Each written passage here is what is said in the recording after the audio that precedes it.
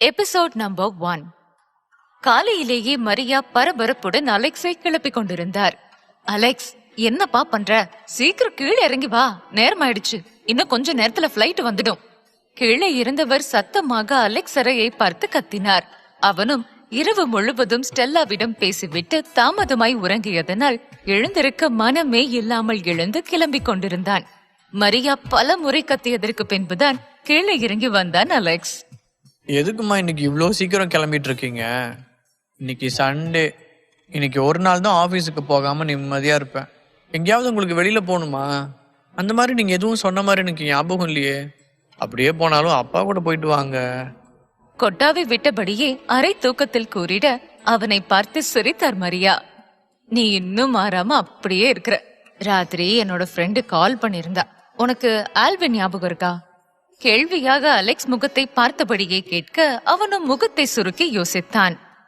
இந்த பேர் எனக்கு எங்கேயோ கேள்விப்பட்ட மாதிரி இருக்கு, ஆனா சரியா ஞாபகம் வரலையே. சின்ன வயசுல உனக்கும் அவனுக்கும் சுத்தமா ஆகாது. உன்னை விட ஒரு வயசு சின்ன பையன். நீயும் அவனும் எப்ப பாரு பொம்மைக்கு சண்டை போட்டுக்கிட்டு இருப்பீங்க. உங்க 2 பேரையும் சமாளிக்கிறதுக்குள்ள எனக்கும் என் ஃப்ரெண்டு ஷீலாக்கும் சரியா போகும். அயர்வாக கூறிட பிரெண்ட் சிரித்தார். அதன் பின்புதான் அலெக்ஸுக்கு கொஞ்சம் கொஞ்சமாய் ஆல்வின் பற்றி ஞாபகம் வந்தது. அதிலேயே முகத்தை சொலித்தான் அலெக்ஸ். இப்போ எதுக்குமா அவனை பத்தி பேசுறீங்க? நல்ல வேளை இப்போ அவன் இங்க இல்லாதது எனக்கு ரொம்ப சந்தோஷமா இருக்கு. கண்டிப்பா சின்ன வயசுல இருந்த மாதிரிதான் இன்னமும் திருந்தாம என் கூட போட்டி போட்டுக்கிட்டே இருப்பான். கடுப்புடன் கூறிட அதில் இன்னும் சிரித்தார் மரியா. இன்னைக்கு அவன் கனடால இருந்து இங்க வரான். பிசினஸ கத்து கொடுக்க சொல்லி என்கிட்ட ஷீலா கேட்டிருந்தா. அதான் இங்க கொஞ்ச நாள் உன் கூட இருக்க வச்சா அவனுக்கு பிசினஸ் பத்தி புரியும்னு நானும் சம்மதம் சொன்னேன். அலெக்ஸ் தலையில் குண்டை போட அவரை அதிர்ச்சியாக பார்த்தான் அலெக்ஸ். அம்மா, என்னம்மா சொல்றீங்க? இப்ப எதுக்குமா அவனை என் கூட இருக்க வைக்க நினைக்கிறீங்க? எனக்கு அவனுக்கு சுத்தமா ஆகாதுமா. அதுவும் இல்லாம இத்தனை வருஷம் பேசாம இருந்திருக்கோம். இப்ப போய் அவன் கூட இருக்க சொல்றீங்க? என்னால முடியாது. நீங்க பிசினஸ் சொல்லி தரீங்களா? நீங்களே சொல்லிதாங்க. என் கூட அவனை இருக்க சொல்லாதீங்க. சிறு பிள்ளை போல் அலெக்ஸ் பிடிவாதம் பிடிக்க மரியாவிற்கு சிரிப்பாக இருந்தது. அலெக்ஸ், சின்ன பையன் மாதிரி பண்ணாத. இந்நேரம் அவனும் மாறி இருப்பான். 2 பேரும் ரொம்ப வளர்ந்துட்டீங்க.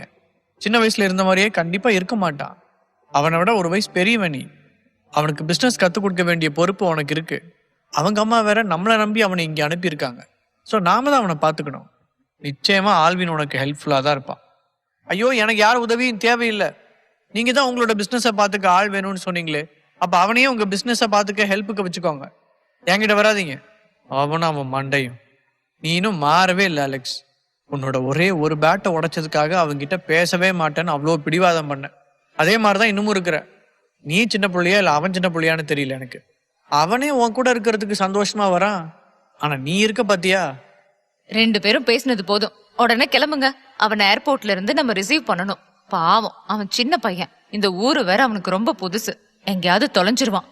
அக்கறையுடன் மரியா கூற அலெக்ஸுக்கு பொறாமையாக இருந்தது. ஆமா, பச்சை குழந்தை. வாயில விரல் வச்சாலும் கடிக்க தெரியாது. இந்த ஊர்ல அவன் தொலைஞ்சிருவானா? விட்டா ஊரையே வித்துட்டு வர ஆள் அவன். கடுப்புடன் அலெக்ஸ் கூறிட மரியா முன்னே நடந்தார். வேறு வழி இல்லாமல் தன்னை நொந்து கொண்டு அவர் பெண்ணை சென்றான் அலெக்ஸ்.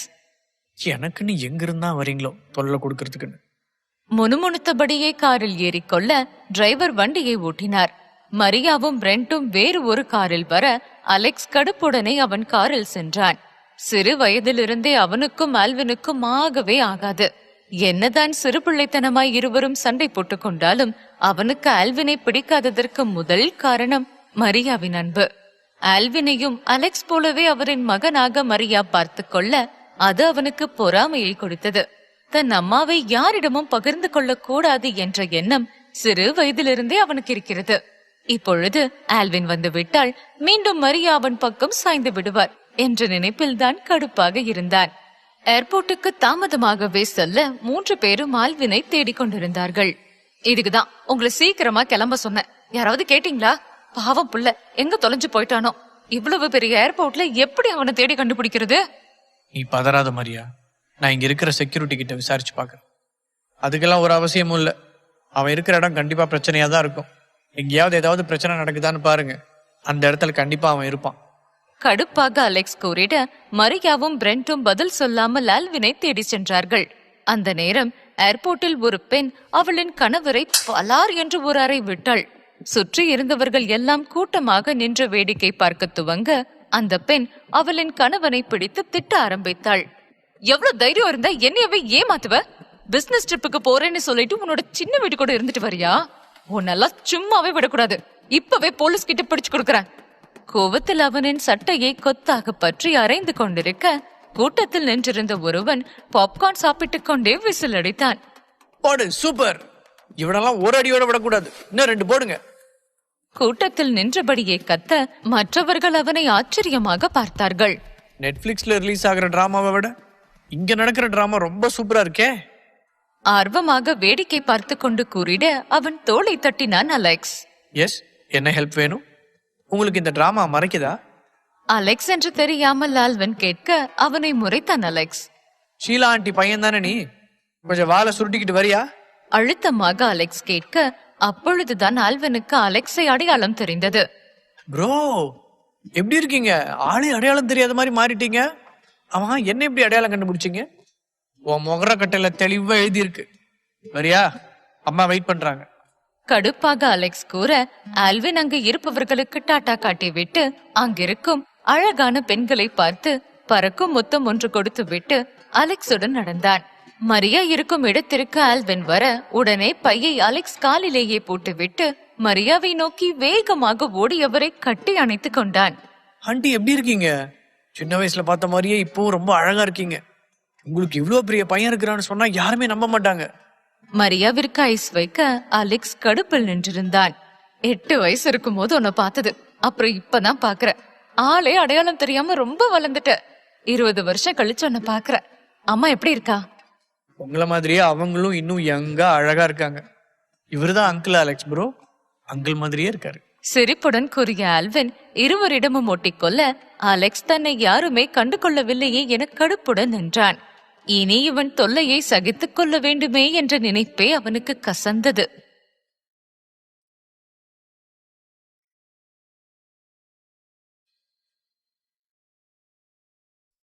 Episode number 2.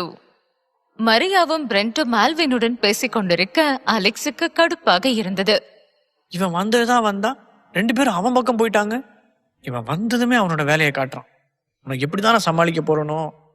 கடுப்பாக அவன் நினைத்து கொண்டு நிற்க 3 பேரும் அவனை திரும்பி பார்த்தார்கள். அலெக்ஸ், நீ ஆல்வினை கூட்டிக்கிட்டு உன்னோட கார்லயே வா, நானும் உன்னோட அப்பாவும் முன்னாடி கிளம்புறோம். அதற்கு சம்மதமாக அலெக்ஸ் தலையசைக்க ஆல்வின் நேராக அலெக்ஸ் பக்கம் வந்தான். உன்னோட பேக் எடுத்துட்டு வா, அமைதியான குரலில் கூறிவிட்டு முன்னே நடக்க சிரிப்புடன் பையை தூக்கிக் கொண்டு அவன் பின்னே நடந்தான் ஆல்வின். மரியாவும் பிரெண்டும் அவர்கள் காரில் ஏறிக்கொள்ள அலெக்ஸும் ஆல்வினும் ஒரு காரில் ஏறிக்கொண்டார்கள். அப்புறம் ப்ரோ, உன் லைஃப் எப்படி போகுது? சின்ன வயசுல நீ காணாம போயிட்டதா கேள்விப்பட்டேன். நல்ல வேளை திரும்ப ஆண்டிக்கு கிடைச்சிட்ட. உன்னை ஆண்டி ரொம்ப மிஸ் பண்ணிருப்பாங்கல்ல? ஆல்வின் பேச்சு கொடுத்து கொண்டே வர அலெக்ஸ் அமைதியாக வந்தான். என்ன ப்ரோ ரொம்ப சைலண்ட் ஆயிட்ட? சின்ன வயசுலதான் என் கூட சண்டை போட்டு டஃப் கொடுப்ப, இப்ப அதுவும் போட மாட்டேங்கிறியே. உன் கூட நான் எப்படி டைம் ஸ்பெண்ட் பண்றது? ஒரே போர் அடிக்கும். 30 வயசுலயே நீ 50 வயசு கிழவ மாதிரி அமைதியா இருக்கிற. So sad.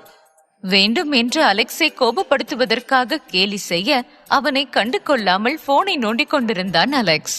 என்ன ப்ரோ, யாருக்கு டெக்ஸ்ட் பண்ற? உனக்கு கேர்ள் ஃப்ரெண்ட் இருக்கா? எத்தனை கேர்ள் ஃப்ரெண்ட் இருக்காங்க? அட்லீஸ்ட் உன்னோட லவ் லைஃப் ஆகுது உன்ன மாதிரி போரிங்கா இல்லாம இன்ட்ரெஸ்டிங்கா இருக்கா? ஆர்வமாக கேட்டவன் அலெக்ஸ் போனை எட்டி பார்க்க கடுப்பில் போனை அணைத்து வைத்தான். நசன் பேசாம வரமாட்டியா? நான் தான் உன்னை கண்டுக்கலன்னு தெரியுதுல்ல, அப்புறம் இதுக்கு தேவையில்லாம பேச்சு கொடுத்துட்டு இருக்க. உன் வேலையை மட்டும் பாரு. கமான் ப்ரோ, நான் இன்னும் உங்ககிட்ட இருந்து நிறைய எமோஷன் எதிர்பார்க்கிறேன்.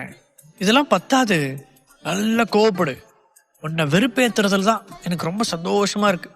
இவ்வளோ நேரம் வாயவே திறக்காத ஆளு கேர்ள் ஃப்ரெண்டுன்னு சொன்னதும் வாயை திறக்கிறப்போ நிஜமாலேயே ஏதோ ஒரு பொண்ணு உன் வாழ்க்கையில இருக்கா. வாவ், இந்த விஷயம் ஆண்டிக்கு தெரியுமா? பொண்ணு பாக்குறதுக்கு எப்படி இருப்பா? அழகா இருப்பாளா? அடுத்தடுத்து கேள்விகளை ஆல்வின் கேட்டுக்கொண்டே வர அலெக்ஸுக்கு எரிச்சலானது. இங்க பாரு ப்ரோ, சும்மா டென்ஷன் ஆகாத. என் கூட தான் நீ டைம் ஸ்பெண்ட் பண்ணி ஆகணும்.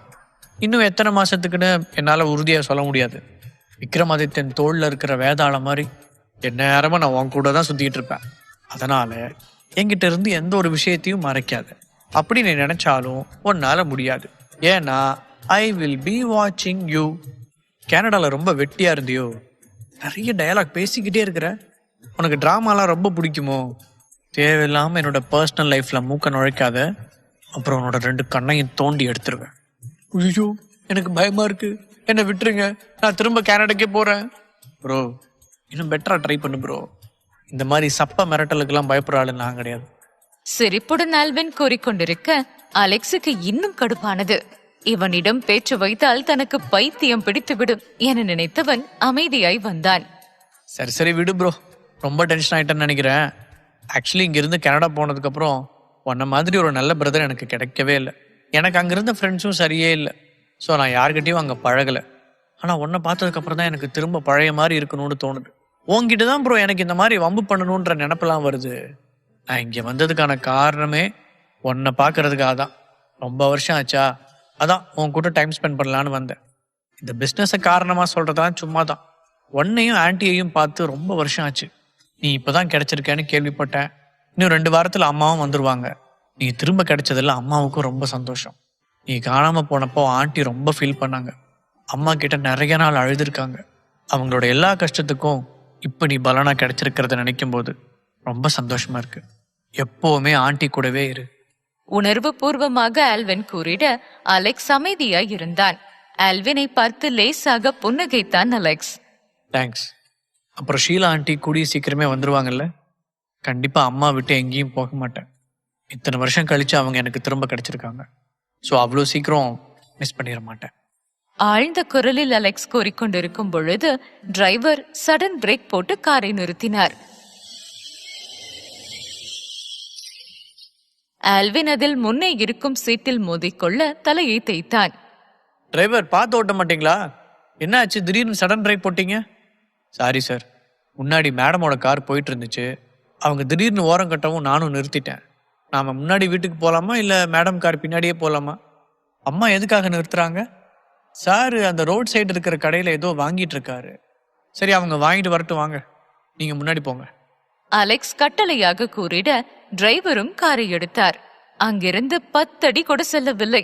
அதற்குள் ஒரு லாரி அதிவேகத்தில் அவர்களை கடந்து செல்ல பின்னால் இருந்த கார் ஒன்று கவிழும் சத்தம் கேட்க அதிர்ச்சியில் டிரைவர் காரை நிப்பாட்டினார். ஆல்வினும் அலெக்ஸும் அதிர்ச்சியுடன் பின்னால் திரும்பி பார்க்க ரோட்டோரத்தில் பிரெண்ட் அதிர்ச்சியுடன் நின்றபடியே மரியா காரை பார்த்தார். மரியா இருந்த கார் ரோட்டில் 2-3 முறை சுழன்று தலைகீழாய் கவிழ்ந்திருக்க அங்கிருப்பவர்கள் அனைவருமே திகைப்புடன் அதனை பார்த்தார்கள். முதலில் சுதாரித்த அலெக்ஸ் காரை விட்டு இறங்கி வேகமாய் ஓடி வந்தான். அவன் பின்னால் வந்த ஆல்வின் அலெக்ஸுக்கு உதவியாய் மரியா கவிழ்ந்திருக்கும் காரை திருப்பி போட்டான்.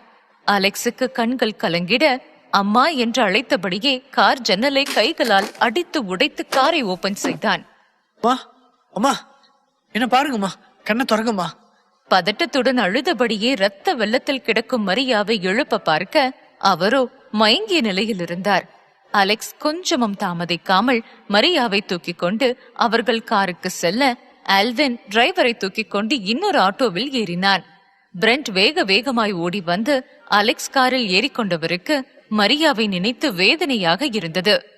மரியா, மரியா, கண்ணை திறந்து பாரு. நான் பேசுறது உனக்கு கேக்குதா?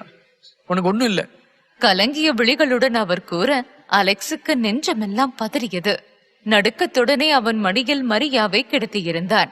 டிரைவர் விரைவாக அருகே இருக்கும் மருத்துவமனைக்கு காரை ஓட்டிக் கொண்டு சென்றார். வழி முழுவதும் மரியாவை எழுப்பும் எண்ணத்தில் மூழ்கியிருந்தான் அலெக்ஸ். மரியாவின் ரத்தம் அலெக்ஸுடையை நனைக்க அழுது கொண்டு தன்னை திடப்படுத்தி பார்த்தான். 10 நிமிடத்தில் மருத்துவமனைக்கு வந்ததுமே அவரை பதட்டத்துடன் தூக்கிக் கொண்டு உள்ளே ஓடினான். Doctor, doctor, emergency! மருத்துவமனையே அதிரும் அளவிற்கு சத்தமாக கத்தியவன் அங்கிருக்கும் ஸ்ட்ரெச்சர் ஒன்றில் மரியாவை படுக்க வைத்து தள்ளினான். உடனே அங்கிருக்கும் செவிலியர்களும் மருத்துவர்களும் வந்துவிட மரியாவுக்கு ட்ரீட்மெண்ட் பார்க்க உள்ளே அழைத்து சென்றார்கள். பிரெண்டும் அலெக்ஸும் அழுகையுடனே வெளியே காத்திருக்க உள்ளே மரியாவிற்கு தீவிர சிகிச்சை நடந்து கொண்டிருந்தது. மறுபக்கம் ஆல்வின் டிரைவரை அட்மிட் செய்துவிட்டு அவர்கள் பக்கம் வந்து நிற்க அந்த நேரம்தான் மருத்துவர் வெளியே வந்தார். அலெக்ஸும் பிரெண்டும் பதட்டமாக அவரிடம் செல்ல மருத்துவர் அவர்கள் இருவரையும் தயக்கத்துடன் பார்த்தார். மரியாவின் நிலை என்னவாக இருக்கும் என அறிவதற்கே உடல் நடுங்கியது. Join with Rajan Leon YT in Telegram to get faster update. Name: Rajan Leon YT. Episode number 3. மரியாவை பரிசோதித்த டாக்டர் அமைதியான முகத்துடன் வெளியே வர அவரை கண்டதுமே பதட்டத்துடன் அலெக்ஸும் பிரெண்டும் ஓடினார்கள். டாக்டர், இப்ப மரியா எப்படி இருக்கா? என்னாச்சு? உயிருக்கு எந்த ஆபத்தும் இல்லையே. அவளுக்கு அதிகமா பிளட் லாஸ் ஆயிருந்துச்சு. இப்ப அவ எப்படி இருக்கா? என்னோட அம்மா இப்ப எப்படி இருக்காங்க? அவங்களுக்கு என்ன பிரச்சனை டாக்டர்? இருவரும் மாற்றி மாற்றி டாக்டரை கேள்வி மேல் கேள்வி கேட்க அவரோ ஆழமாக மூச்சை இழுத்துவிட்டு அவர்களை அமைதியாய் பார்த்தார். இப்போதைக்கு அவங்களோட நிலைமை எப்படி இருக்குன்னு என்னால சொல்ல முடியாது. தலையில பலமா அடிபட்டு இருக்கிறதுனால உடனே ஆப்ரேஷன் பண்ணி ஆகணும். அதுக்கான ஏற்பாடு பண்ண சொல்லியிருக்கேன். அவங்களோட நிலைமை என்னன்னு ஆப்ரேஷன் முடிஞ்சதுக்கு அப்புறம் தான் சொல்ல முடியும். அதுவரை எங்களால எதுவும் சொல்ல முடியாது. டாக்டர் கையை விரித்திட இருவருக்கும் உலகமே இருண்டது போன்ற உணர்வு ஏற்பட்டது. உடனே ஆப்ரேஷனுக்கு எல்லா வேலையும் பாருங்க. நான் உடனே என்னோட பர்சனல் மெடிக்கல் டீமுக்கு இன்ஃபர்மேஷன் கொடுக்குறேன். அவங்க எல்லாருமே ரொம்ப டாப் பெஸ்ட் டாக்டர்ஸ். அவங்களோட கைடன்ஸ் உங்களுக்கு இருக்கும். எப்படியாவது என்னோட அம்மாவை திரும்ப என்கிட்ட கொண்டு வந்து சேர்த்துருங்க. உறுதியான குரலில் அலெக்ஸ் கூறிட மருத்துவர் சம்மதமாய் தலையசைத்தார். பிரெண்ட் இடிந்து போய் சேரில் அமர்ந்து விட ஆல்வினும் அலெக்ஸும் அவரை தாங்கி பிடித்தார்கள்.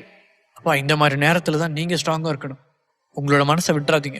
கண்டிப்பா அம்மாவுக்கு எதுவும் ஆகாது. இதுக்கு முன்னாடி அம்மா எவ்வளவு பெரிய விஷயத்தை தாண்டி வந்திருக்காங்க. இதெல்லாம் அவங்களுக்கு சாதாரணம். சீக்கிரமாவே அவங்க சரியாயிடுவாங்க. ஆமா அங்கிள், ஆண்டி ரொம்ப ஸ்ட்ராங்கான பர்சன். கண்டிப்பா அவங்களுக்கு சீக்கிரமாவே குணமாயிரும். அதுவும் இல்லாம டாப் பெஸ்ட் டாக்டர் இங்க வந்து ஆண்டிக்கு ட்ரீட்மெண்ட் பார்க்க போறாங்க. அதனால நீங்க கவலைப்படாதீங்க. உங்களை நீங்களே ஸ்ட்ராங் ஆக்கிக்கோங்க. ஆறுதலாக இருவரும் பிரெண்ட்டுக்கு கூறிட அவரோ அமைதியாய் அமர்ந்திருந்தார். பல வருடங்கள் கழித்து இப்பொழுதுதான் அவரின் மனைவியுடன் சேர்ந்து வாழ்கிறார். அதிலும் இப்பொழுது இவ்வளவு பெரிய பிரச்சனை வந்துவிட மொத்தமாய் மரியாவை இழந்து விடுவோமோ என்று நினைத்து பயந்தார். அவரின் வேதனைகளை வெளியே சொல்ல முடியாமல் தவித்தவர் ஓரமாய் அமர்ந்து கண்ணீர் சிந்தினார். அவருக்கு ஆறுதல் சொல்ல திறனின்றி இருந்த அலெக்ஸ் மரியாவிற்கு நடக்க வேண்டிய ட்ரீட்மெண்டை கவனிக்க சென்றான்.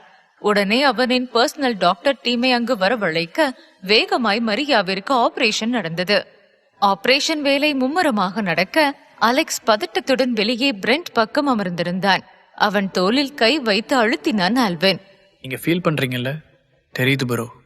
கண்டிப்பா ஆண்டிக்கு எதுவும் ஆகாது. கவலைப்படாதீங்க. சீக்கிரமே சரியாய் வருவாங்க.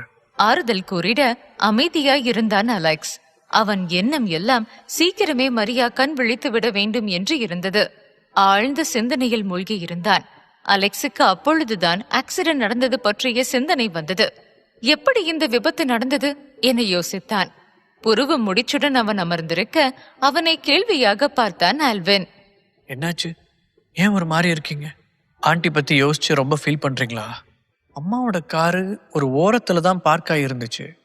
லாரி அவ்வளோ ஓரத்துல போக வேண்டிய அவசியம் இல்லையே. அந்த லாரி கண்ட்ரோல் இழந்த மாதிரியும் எனக்கு தோணல. கிராஸ் பண்ணி ரொம்ப வேகமா போச்சு. எப்படி இந்த ஆக்சிடென்ட் நடந்திருக்கும்? என்ன ப்ரோ சொல்றீங்க? நீங்க சொல்றதெல்லாம் பார்த்தா இது ஆக்சிடென்ட் மாதிரி தெரியலையே. எனக்கும் அதான் தோணுது. எனக்கு நல்ல ஞாபகம் இருக்கு. அம்மாவோட காரு ரொம்ப ஓரத்துல தான் பிளாட்ஃபார்ம் கிட்ட நின்றுகிட்டு இருந்துச்சு. லாரி அப்படியே மோதி இருந்தா கண்ட்ரோல் இழந்து அதே இடத்துல கொஞ்சம் தள்ளி மோதி இருக்கணும். ஆனா அம்மா காரை இடிச்சிட்டு ரொம்ப வேகமா போயிடுச்சு. அந்த லாரியில இருந்து யாரோ ஒருத்தன் எட்டி பார்த்தான். கண்டிப்பா இது ஆக்சிடென்ட் இல்ல, யாரோ வேணும்னே மோதி இருக்காங்க. ஆமா அலெக்ஸ், எனக்கு இப்பதான் ஞாபகம் வருது. ஏர்போர்ட்ல இருந்து கொஞ்சம் தூரம் கிளம்புனதுமே இந்த லாரி ஃபாலோ பண்ணிட்டு வந்துச்சு. ஒருவேளை ஊருக்குள்ள போறதுனால பின்னாடி வருதுன்னு நினைச்சேன். இப்போ நீ சொன்னதும் தான் எங்க கார் அதை ஃபாலோ பண்ணிட்டு வந்திருக்குன்னே தெரியுது. யோசனையுடன் அவர் கூறிட அலெக்ஸும் ஆல்வினும் அவரை திகைப்புடன் பார்த்தார்கள். தன் அம்மாவை யார் வேண்டுமென்றே ஆள் வைத்து கொல்ல நினைத்திருப்பான் என யோசித்தான் அலெக்ஸ். ப்ரோ, காரோட டேஷ் கேமரால இருந்து லாரியோட நம்பரை எடுத்து உடனே ட்ரேஸ் பண்ண சொல்லுங்க. நம்ம போலீஸ் கிட்ட கம்ப்ளைண்ட் கொடுக்கலாமா? யோசனையுடன் ஆல்வின் கேட்க உடனே மறுப்பாக தலையை அசைத்தான் அலெக்ஸ். அதுக்கு எந்த ஒரு பிரயோஜனமும் இருக்காது. ஏன்னா இந்த மாதிரி பண்றவன் ஃபேக் நம்பர் பிளேட் யூஸ் பண்ணியிருப்பான். அப்புறம் போலீஸ் கிட்ட போனா இந்த விஷயம் ரொம்ப பெருசாகும். அதுவும் இல்லாம அம்மா மேலேயே கை வைக்க நினைச்சிருக்கான்னா கண்டிப்பா அவனும் நம்ம அளவுக்கு வசதி இருக்கிறவனா தான் இருப்பான். ஸோ காசு கொடுத்து இந்த விஷயத்தை அமுக்கிறது அவனுக்கு பெருசா இருக்காது. ஆனாலும் நம்ம லீகலா மூவ் பண்ணலாம். இதுல நம்ம நேரடியா தலையிட்டா நமக்கும் பிரச்சனையாகும். லீகலா பண்றதுதான் நல்லது. நிஜமாலுமே உன்னோட அம்மாவை கொல்ல நினைச்சிருந்தா திரும்பவும் நம்மளை தேடி அவன் வருவான். ஸோ நாம கம்ப்ளைண்ட் கொடுக்கணும். அழுத்தமாக பிரெண்ட் கூறிட தலையசைத்தான் அலெக்ஸ். இந்த விஷயத்தை அவன் வழியில் சரி செய்ய வேண்டும் என யோசித்தான். பல மணி நேரம் மூவரும் அங்கேயே அமர்ந்து யோசனைகளில் மூழ்கி இருந்தார்கள். கிட்டத்தட்ட 4 மணி நேரம் ஆபரேஷன் நடந்தது. இன்னும் வெளியுலகத்தில் இருப்பவர்களுக்கு மரியாவிற்கு நடந்த விபத்தை பற்றி தெரியாது. அலெக்ஸ் லில்லியிடம் கூறி மீடியாவிற்கு தகவல் தெரியாதபடி பார்த்து கொண்டான். மரியாவிற்கு இப்படியான செய்தியை கேட்டதுமே அழுது விட்டாள் லில்லி. அவளுக்குமே இங்கு வர வேண்டிய ஆவல் இருந்தது. ஆனால் ஒட்டுமொத்த மீடியாவையும் அவள்தான் சரி கட்ட வேண்டும் என்ற நிலையில் இருப்பதனால் அதனை முடித்துவிட்டு அங்கு செல்ல நினைத்தாள். ஆபரேஷன் முடிந்ததும் மருத்துவர்கள் அங்கிருந்து வெளியே வர அலெக்ஸ் ஏற்பாடு செய்த மெடிக்கல் டீமின் சீஃப் டாக்டர் நேராக அவனிடம் வந்தார். சார், மேடமோட நிலைமை ரொம்ப சீரியஸா இருக்கு. ஆப்ரேஷன் பண்ணிட்டோம். உயிருக்கு இப்ப எந்த ஆபத்தும் இல்லை. ஆனா எதுவா இருந்தாலும் இன்னும் 24 மணி நேரத்துக்கு அப்புறம் தான் சொல்ல முடியும். இன்னும் ஆப்ரேஷனுக்கு கொடுத்த அனஸ்தீஷியால இருந்து அவங்க வெளியில வரல. அதுக்கப்புறம் தான் அவங்களோட நிலைமை எப்படி இருக்குன்னு அனலைஸ் பண்ணி சொல்ல முடியும். நாளைக்கு வரைக்கும் நீங்க வெயிட் பண்ணி ஆகணும். மருத்துவர் கூறிட ஒரு பக்கம் உயிருக்கு ஆபத்தில்லை என்று நிம்மதியாக இருந்தாலும் அடுத்ததாய் என்ன பிரச்சனை இருக்கிறது என கண்டுபிடிக்க நேரம் எடுக்கும் என கூறியது அவர்களுக்கு இன்னும் பயத்தை கொடுத்தது. Thanks doctor.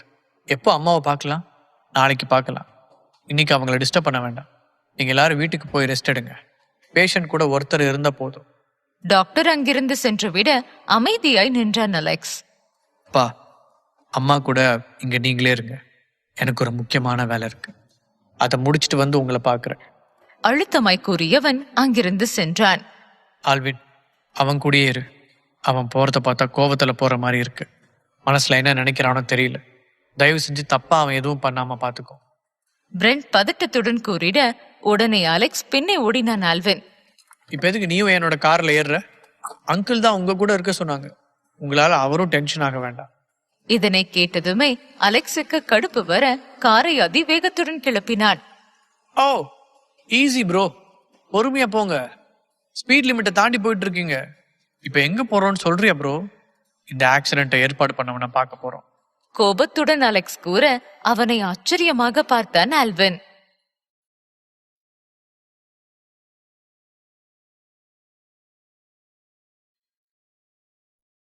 Episode number 4. Alex கூறியதை கேட்டு அவனை அதிர்ச்சியுடன் பார்த்தான் ஆல்வின். என்ன ப்ரோ சொல்ற? ஆக்சிடென்ட் பண்ண ஆள் யாருன்னு உனக்கு தெரியுமா ப்ரோ? யார் அது? எல்லாம் என்னோட அம்மாவுக்கு ரொம்ப வேண்டப்பட்ட ஆளு தான். புரியலையே. என் அம்மாவோட அப்பா செபாஸ்டின். எனக்கு அவர் மேலதான் சந்தேகமா இருக்கு. என் அம்மா வாழ்க்கையை கெடுக்கணும்னு நினைக்கிற ஒரே ஆளு அவரும் அவரோட பையன் வில்லியம்ஸும் தான். பெத்த பொண்ணையே கொல்ல நினைக்கிறாரா? இதெல்லாம் அநியாயமா இருக்கு. அந்த ஆளு இதுக்கு மேல மோசமான காரியத்தெல்லாம் பண்ணியிருக்கான். என்னை என் அம்மா கிட்ட இருந்து பிரிச்சதே அவன்தான். என் அப்பாவை இத்தனை வருஷமா வெளிநாட்டிலேயே முடக்கி வச்சதுக்கான காரணமும் அவன்தான். அவ்வளோ பண்ணவன் என் அம்மாவை இப்போ கொல்ல நினைச்சிட்டான். இதுக்கு மேல அந்த ஆளை விட்டு வைக்க கூடாது. கேவலம் இந்த பணத்துக்காகவும் சொத்துக்காகவும் பெத்த பொண்ணை கொல்ல துணிஞ்ச அந்த ஆளை சும்மா விட மாட்டேன். கோபமாக கூறிய அலெக்ஸ் காரை வேகமாய் ஓட்டிக்கொண்டு செபாஸ்டின் இருக்கும் வீட்டிற்கு சென்றான். காரை விட்டு இறங்கி வேக வேகமாக நடந்து உள்ளே சென்றான் அலெக்ஸ். அவன் பின்னே பதட்டத்துடன் ஓடினான் ஆல்வின். ஏய் செபாஸ்டின், எங்க இருக்க? ஒழுங்கா வெளியே வா. கோபத்துடன் அவனின் தாத்தாவை பேரை சொல்லி சத்தமாக அழைக்க பின்பக்கத்தில் இருந்தவர் யோசனையாக நடந்து வந்தார். அவர் அமைதியாக நடந்து வருவதை பார்ப்பதற்கே அலெக்ஸுக்கு ஆத்திரம் தலைக்கு ஏறியது. செய்யும் வேலை அனைத்தையும் செய்துவிட்டு ஒன்றும் தெரியாதவர் போல் வருவதை பார்க்கவே எரிச்சல் அடைந்தான். நீயா? நீ எதுக்கு இந்த நேரத்துல இங்கே வந்திருக்க? ஒன்னும் தெரியாத மாதிரி நடிக்காதீங்க. பண்ற வேலையெல்லாம் பண்ணிட்டு என்னவே கேள்வி கேட்குறீங்களா? உங்களுக்கு கொஞ்சம் கூட மனசாட்சியே இல்லை. ஏற்கனவே என் வாழ்க்கையில அவ்வளோ பிரச்சனை பண்ணது பத்தாதுன்னு திரும்பவும் எங்க வாழ்க்கையில பிரச்சனை பண்றீங்க. போன தடவையே அம்மா சொன்னதுனால உங்களை மன்னிச்சு அப்படியே விட்டேன். உங்க மேல அம்மாவுக்கு அவ்வளோ மதிப்பு இருக்கு. அப்பா அப்பான்னு இந்த நிமிஷம் வர பொறுத்துட்டு இருக்காங்க. ஆனா அவங்களுக்கே இப்படி ஒரு காரியத்தை பண்ண உங்களுக்கு எப்படி மனசு வந்துச்சு? இப்படி என்ன உங்களுக்கு கோபம் பகையெல்லாம்? இத்தனை வருஷம் ஆகியும் உங்களோட ஆத்திரம் கொஞ்சம் கூட குறையிலையா? ஆக்ரோஷமாய் அலெக்ஸ் கத்த செபாஸ்டின் புரியாமல் அவனை பார்த்தார். நீ என்ன பேசுறனே எனக்கு புரியல. எதுவா இருந்தாலும் தெளிவா சொல்லு. அன்னைக்கு அந்த பிரஸ் மீட்ல நடந்து முடிஞ்ச பிரச்சனைக்கு அப்புறம் உங்க வாழ்க்கையில நான் தலையிடவே இல்லை. இத்தனை மாசமா நான் உண்டு என் வேலை உண்டுன்னு அமைதியா இருக்கேன். எதுக்கு நீ இப்ப தேவையில்லாம இங்க வந்து கத்திக்கிட்டு இருக்க? ஒன்னும் தெரியாத மாதிரி நடிக்காதீங்க.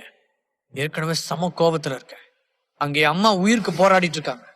இப்ப ரொம்ப சந்தோஷமா இருக்குமே உங்களுக்கு? என்ன சொல்ற? மரியாவுக்கு என்னாச்சு?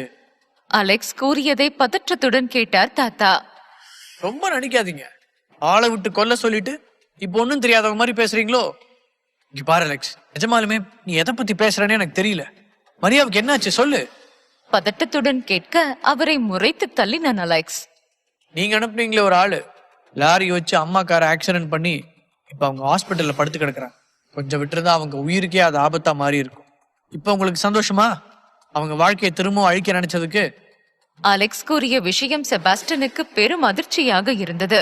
அன்று பிரஸ் முன்பு அனைத்து உண்மையும் அலெக்ஸ் சொன்னதற்கு பின்பு மீண்டும் அவர்கள் வாழ்க்கையில் செபாஸ்டின் பிரச்சனை கொடுக்க நினைக்கவில்லை. இனி மரியாவும் வேண்டாம், அவள் குடும்பமும் வேண்டாம் என முடிவெடுத்து இருந்தவர் அவள் எங்காவது எப்படியோ நன்றாக இருந்தால் போதும் என்ற நிலைமைக்கு வந்து விட்டார். வயது முதிர்ச்சியடைய கோபம் அனைத்தும் நிதானமாக மாற மரியா பக்கம் இருக்கும் நியாயத்தை புரிந்து கொண்டார். அதனால் அவரே மரியாவிடம் மன்னிப்பு கேட்க முடியாமல் தவித்துக் கொண்டிருந்தார். இப்படி ஒரு சூழ்நிலையில் அலெக்ஸ் இந்த மாதிரி அவர் மீது பழி சுமத்த பேச்சற்று நின்றார் தாத்தா. இங்க பாரு அலெக்ஸ், மரியாக்கு நடந்த ஆக்சிடென்ட்டுக்கும் எனக்கும் எந்த சம்மந்தமும் இல்லை. அன்னைக்கு மரியா அப்படி பேசிட்டு போனதுக்கு அப்புறம் இனிமேல் அவ வாழ்க்கையில தலையிடக்கூடாதுன்னு நான் முடிவு எடுத்துட்டேன். அதனாலதான் வில்லியம்ஸையும் இங்க இருந்து கிளம்பி போக சொல்லிட்டேன். அவனுமே இப்ப என்னை பாக்குறதுக்கு இங்க வர்றதில்ல. மொத்தமாவே மரியாவை விட்டு விலகி இருக்க நினைச்சோம். மாசம் போக போக அவ பக்கம் இருக்கிற நியாயம் எனக்கு புரிஞ்சுது. அவ வயசுக்கு எங்களை மன்னிக்க அவ தயாரா இருக்கா. ஆனா என் வயசுக்கு இன்னும் அவளை மன்னிக்க முடியலன்னு நினைச்சு நானே பல தடவை வருத்தப்பட்டிருக்கேன். எனக்கும் உன் அம்மாவுக்கு நடந்த ஆக்சிடென்ட்டுக்கும் எந்த சம்பந்தமும் இல்லை. நீங்க சொல்றத நம்புற அளவுக்கு நான் ஒன்றும் கேனையும் கிடையாது. எந்த எல்லைக்கு வேணாலும் போகக்கூடிய ஆள் நீங்க. நீங்க சொல்ற கட்டுக்கதையெல்லாம் நான் நம்ப மாட்டேன். என்னையும் என் அப்பாவையும் எந்த அளவுக்கு நீங்க டார்ச்சர் பண்ணீங்கன்னு எனக்கு ரொம்பவே நல்லா தெரியும். எங்க 2 பேரையும் பண்ணது பத்தாதுன்னு எங்க அம்மா வாழ்க்கையை அழிக்க பார்த்திருக்கீங்க. சே, நீங்களாம் என்ன மனுஷன்? பெத்த பொண்ணை கொல்ல நினைச்சிருக்கீங்க. நாளைக்குதான் என் அம்மாவோட நிலைமை எப்படி இருக்குன்னு தெரியும். அவங்களுக்கு மட்டும் ஏதாவது ஆச்சு, நிச்சயமா உங்க யாரையும் நான் சும்மா விட மாட்டேன். இத்தனை நாள் என் அம்மா சொன்ன ஒரு வார்த்தைக்காக தான் நான் உங்களை பொறுத்து போனேன். இப்போ என் அம்மாவையே கொல்ல துணிஞ்சிட்டீங்க. இதுக்கு மேலேயும் உங்களுக்கு அடங்கி அமைதியா போவேன்னு நினைக்காதீங்க. இத்தனை நாளா என் அம்மா தான் உங்களை விட்டு வைக்க சொல்லி என்கிட்ட கேட்டாங்க. இல்லைன்னா நீங்க பண்ண காரியத்துக்கு அப்பவே உங்களை ஜெயில போட்டிருப்பேன். உங்களோட வயசுக்கு மரியாதை கொடுத்துதான் இத்தனை நாள் நான் விட்டு வச்சேன். ஆனா எப்போ என்னோட அம்மாவையே நீங்க இந்த மாதிரி பண்ண நினைச்சீங்களோ, இதுக்கு மேல நான் பொறுத்துட்டு இருக்க மாட்டேன். இங்க பாரு அலெக்ஸ், நீ தப்பா புரிஞ்சுட்டு பேசுற. உன்னை வீட்டை விட்டு போக சொன்னது நான் தான். உன் அப்பாவுக்கு தொலை கொடுத்தது நான் தான். அதெல்லாம் நான் ஒத்துக்கிறேன். ஆனா என் பொண்ணு வாழ்க்கையவே நான் எப்படி அழிக்க பார்ப்பேன்? அவளுக்காக தான் நான் இத்தனை வருஷமா உங்ககிட்ட இருந்து அவளை பிரிக்கணும்னு நினைச்சேன். ஆனா அவளையே கொல்ற அளவுக்கு நான் யோசிக்க மாட்டேன். என்னோட மொத்த உலகமே மரியாதான். நான் சொல்றதை கேட்காம அவ இஷ்டத்துக்கு முடிவு எடுத்துட்டாலும் கோபத்துலதான் இத்தனை வருஷமா இதெல்லாம் நான் பண்ணேன். ஆனா அவளை கொல்ற அளவுக்கு எனக்கு கொடூரமான மனசு கிடையாது. அப்படி நினைச்சிருந்தா அவளை கேன்சர்ல இருந்து காப்பாத்தி இருக்கவே மாட்டேன். என் கூட இத்தனை வருஷம் இருந்தாலே அப்பயும் நான் விட்டு வச்சிருக்க மாட்டேன். இதெல்லாம் எப்பவோ பண்ணி இருந்திருப்பேன். ஆனா என் பொண்ணைய நான் அப்படி பண்ண மாட்டேன். தயவு செஞ்சு நான் அப்படி நினைக்காத. இப்ப அவ எப்படி இருக்கான்னு சொன்ன. உண்மையான வருத்தத்துடன் செபாஸ்டின் கூறிட அவரை சந்தேகமாய் பார்த்தான் அலெக்ஸ். அவனால் அவரை கொஞ்சம் கூட நம்ப முடியவில்லை. இங்க பாரு அலெக்ஸ், உனக்கு நம்புறதுக்கு கஷ்டமா தான் இருக்கும். ஆனா என் பொண்ணை இந்த மாதிரி நான் பண்ணவே மாட்டேன். தயவு செஞ்சு அவ எந்த ஹாஸ்பிட்டல் இருக்கான்னு சொல்லு. நான் அவளை வந்து உடனே பார்க்கணும். எனக்குன்னு இருக்கிறது என் பையனும் என் பொண்ணும் மட்டும்தான். இவ்வளவு வயசானதுக்கு அப்புறம் எனக்குன்னு பெருசா என்ன ஆசை இருக்க போகுது? என் குடும்பம் என் கூட இருக்கணும் தான் இத்தனை நாளா இந்த தனிமையில நான் நினைச்சுக்கிட்டு இருந்தேன். அவகிட்ட எப்படி மன்னிப்பு கேட்கறது, அவ முகத்துல எப்படி முழிக்கிறதுன்னு தெரியாம இத்தனை நாளா தவிச்சுக்கிட்டு இருந்தேன். ஆனா இப்படி ஒரு நிலைமை அவளுக்கு வரும்னு நான் சத்தியமா நினைச்சு கூட பார்க்கல. கண்களில் பனித்த நீருடன் செபாஸ்டின் கூறிட அவரை சற்று குழப்பத்துடன் பார்த்தான். நிஜமாலேயே அவர் உண்மையைத்தான் கூறுகிறாரா என்ற சந்தேகம் இருந்தது அவனுக்கு. ஆனாலும் அவர் கண்ணில் வழியும் கண்ணீர் அவனுக்கு உண்மையை உரைத்தது.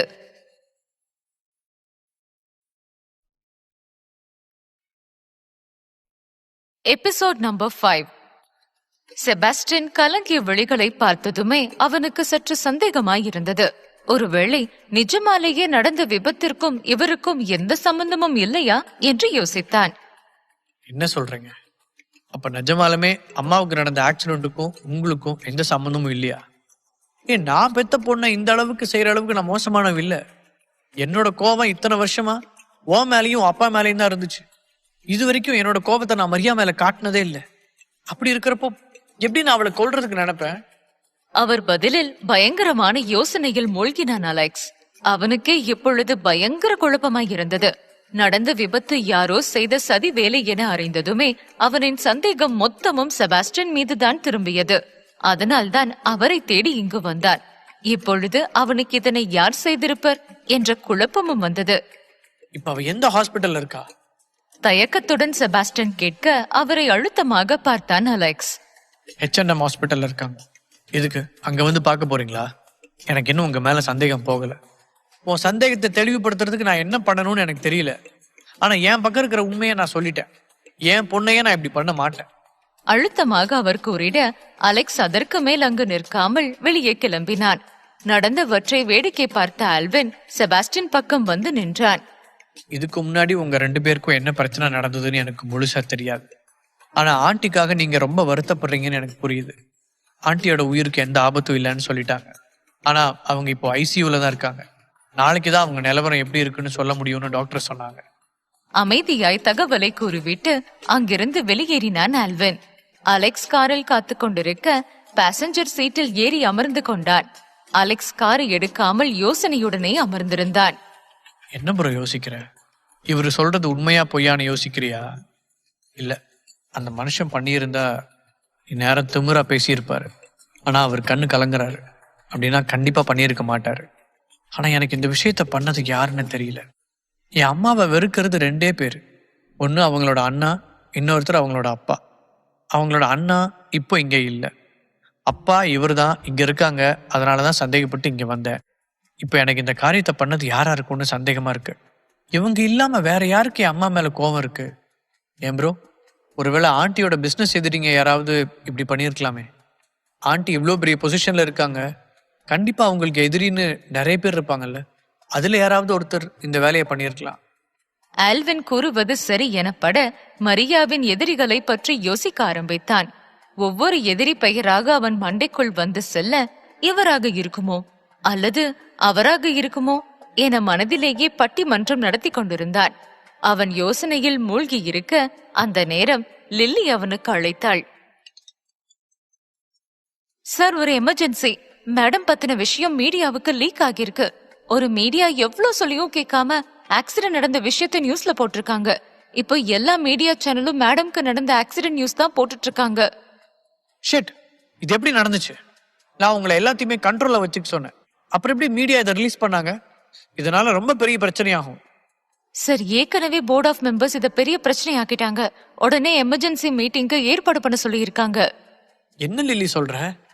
நீ உடனே எப்படி எமர்ஜென்சி மீட்டிங் அட்டன் பண்ண முடியும்? என்னால இப்போதைக்கு அங்க வர முடியாது. நான் ஹாஸ்பிட்டல்ல அம்மா கூட இருந்தாகணும். ஆனா சார், இப்பவே இன்னும் 1 hourல எல்லா போர்ட் ஆஃப் மெம்பர்ஸும் இங்க வந்துருவாங்க. உங்களையும் வர சொல்லி இருக்காங்க. இந்த நேரத்துல சார் டிஸ்டர்ப் பண்ண முடியாது. அதுவும் இல்லாம மேடம் உங்களை தான் அடுத்த சிஇஓ பொசிஷன்ல வச்சிருக்காங்க. அதனால நீங்க தான் இந்த மீட்டிங் அட்டென்ட் பண்ணணும். போர்ட் ஆஃப் மெம்பர்ஸ் எல்லாரும் உங்களை தான் கேக்குறாங்க. எல்லாத்துக்கும் ஏற்பாடு பண்ணு லில்லி. நான் மீட்டிங் அட்டன் பண்ண வரேன்.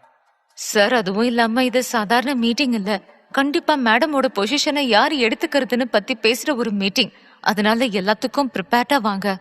முன்னெச்சரிக்கையாக லில்லி கூறிட அலெக்ஸுக்கு தலை வலித்தது. அடுத்தடுத்து வரிசையாக பிரச்சனை வர இவர்களையும் சமாளிக்க வேண்டுமா என்றிருந்தது அவனுக்கு. அவன் மனதில் அவன் அம்மா பற்றிய கவலையே அதிகமாய் இருக்கும் பொழுது இதனையும் எதிர்கொள்ள வேண்டுமே என கிளம்பினான். என்னாச்சு ப்ரோ, ஏன் டென்ஷனா இருக்க? ஏதாவது ப்ராப்ளமா? போர்ட் ஆஃப் டைரக்டர்ஸ் மீட்டிங் இருக்கு, அதை அட்டன் பண்ணணும். நினைச்சேன் என்னடா இன்னும் கம்பெனில இருந்து எந்த பிரச்சனையும் வரலையேன்னு. அதான் வந்துருச்சே. ஆனா நீங்க தான் மீடியாவுக்கு தெரியக்கூடாதுன்னு பாத்துக்கிட்டீங்களா? எப்படி போச்சு தெரியல. இதுவும் ஆக்சிடென்ட் பண்ணவன் வேலையா தான் இருக்கும்னு தோணுது. சுத்தி சுத்தி அடிக்கிறானோ? அலெக்ஸ் அதற்கு மேல் ஒரு பதிலும் சொல்லாமல் அமைதியாக காரை ஓட்டிக்கொண்டு கம்பெனிக்கு சென்றான். கம்பெனி வாசலிலேயே அலெக்ஸுக்காக லில்லி காத்து கொண்டிருந்தாள். அலெக்ஸும் ஆல்வினும் வந்ததும் அவர்கள் இருவரையும் நேராக கான்ஃபரன்ஸ் ரூமிற்கு அழைத்து சென்றாள். சார், என்ன நடந்தாலும் உங்களோட நிதானத்தை மட்டும் இழந்துடாதீங்க. ஏன்னா இந்த மாதிரியான சூழ்நிலையில தான் உங்களை ரொம்ப கோவப்படுத்தி மேடமோட பொசிஷனை உங்களை எடுத்துக்க விடாம பண்ணுவாங்க. எனக்கு தெரிஞ்சு எந்நேரம் அதுக்கு தான் பிளான் பண்ணிருக்காங்கன்னு நினைக்கிறேன். நீங்க எதுக்கும் உஷாரா இருங்க. அமைதியாய் அதனை கேட்டுக்கொண்டே அவளுடன் சென்றான் அலெக்ஸ். கான்ஃபரன்ஸ் ரூமில் ஏற்கனவே 11 போர்ட் ஆஃப் மெம்பர்ஸ் அங்கு அவனுக்காக காத்திருந்தார்கள். சாரி, உங்க எல்லாரையும் ரொம்ப நேரம் வெயிட் பண்ண வச்சதுக்கு. அமைதியாய் சொன்னபடியே அவனின் சீட்டில் அமர்ந்து கொண்டான். மிஸ்டர் அலெக்ஸ், மேடம் இப்ப எப்படி இருக்காங்க? உயிருக்கு எந்த ஆபத்தும் இல்லைன்னு சொல்லிட்டாங்க. ஆனா எதுவா இருந்தாலும் நாளைக்கு தான் சொல்ல முடியும்னு சொல்லியிருக்காங்க. ஏன் ஆக்சிடென்ட் நடந்த விஷயத்த எங்க கிட்ட இருந்து மறைச்சிங்க? ஒரு கம்பெனியோட போர்ட் ஆஃப் மெம்பரா எங்களுக்கு இந்த விஷயம் முன்னாடியே தெரிஞ்சிருக்கணும். ஆனா மீடியா வரைக்கும் போனதுக்கு அப்புறம் தான் இந்த தகவல் எங்களுக்கு தெரிஞ்சிருக்கு. ஒருவேளை இந்த விஷயத்தை அப்படியே மறைக்கலாம்னு நினைச்சீங்களோ? அங்கிருந்த ஒருவர் அழுத்தமாக கேட்க அலெக்ஸ் அவரை முறைத்தான். சாரி மிஸ்டர் டேவிட், இதை நான் மறைக்கணும்னு நினைக்கல. ஆப்ரேஷன், ஹாஸ்பிட்டல் அது இதுன்னு பிஸியா இருந்ததுனால எனக்கு சொல்றதுக்கு நேரம் இல்லை. அதுவும் இல்லாம அம்மாவோட நிலைமை என்னன்னு முழுசா தெரிஞ்சதுக்கு அப்புறமா உங்களுக்கு தகவல் கொடுக்கலாம்னு நினைச்சேன். இப்போ ப்ராக்டிக்கலா பேசணும்னா நம்ம கம்பெனியோட ஷேர்ஸை பத்தி தான் மற்ற இன்வெஸ்டர்ஸுக்கு பயமா இருக்கும். ஸோ இம்மீடியட்டா டெம்பரவரி சிஇஓவை நாம செலக்ட் பண்ணணும். இன்வெஸ்டர்ஸுக்கு நம்பிக்கையான ஆளா இருக்கணும். கம்பெனிக்கு சிஇஓ இல்லாம எதுவுமே நடக்காது. அதனால இன்வெஸ்டர்ஸ் எல்லாமே பேக் அடிக்க ஆரம்பிச்சிருவாங்க. அவங்க அப்படி ஒரு முடிவு எடுக்கிறதுக்கு முன்னாடியே நாம அவங்கள தக்க வச்சுக்கிறதுக்கான வேலை எல்லாமே பண்ணணும். அப்போ அலெக்ஸ் சாரையே நம்ம டெம்பரரியா ப்ரொமோட் பண்ணிடலாம். மேடமா உங்களுக்கு அடுத்தது அலெக்ஸ் சார் தான் உங்க பொசிஷன் எடுத்துக்கணும்னு நினைச்சாங்க. சோ அந்த ப்ராசஸ் ஆரம்பிக்கலாமா? மேடம் அப்படி நினைச்சிருக்கலாம். ஆனா போர்ட் ஆஃப் மெம்பர்ஸ் நாங்க யாரும் அதை நினைக்கல. நாங்க சொன்னது நம்பிக்கையான ஆளு, அதே மாதிரி எக்ஸ்பீரியன்ஸான ஆளுகிட்ட தான் பொறுப்பை கொடுக்கணும். இன்வெஸ்டர்ஸ் யாரை நம்புறாங்களோ அவங்கள தான் இந்த பொசிஷன்ல உட்கார வைக்க முடியும். அழுத்தமாக ஒருவர் கூறிட அலெக்ஸும் லில்லியும் அவரை கூர்மையாக பார்த்தார்கள்.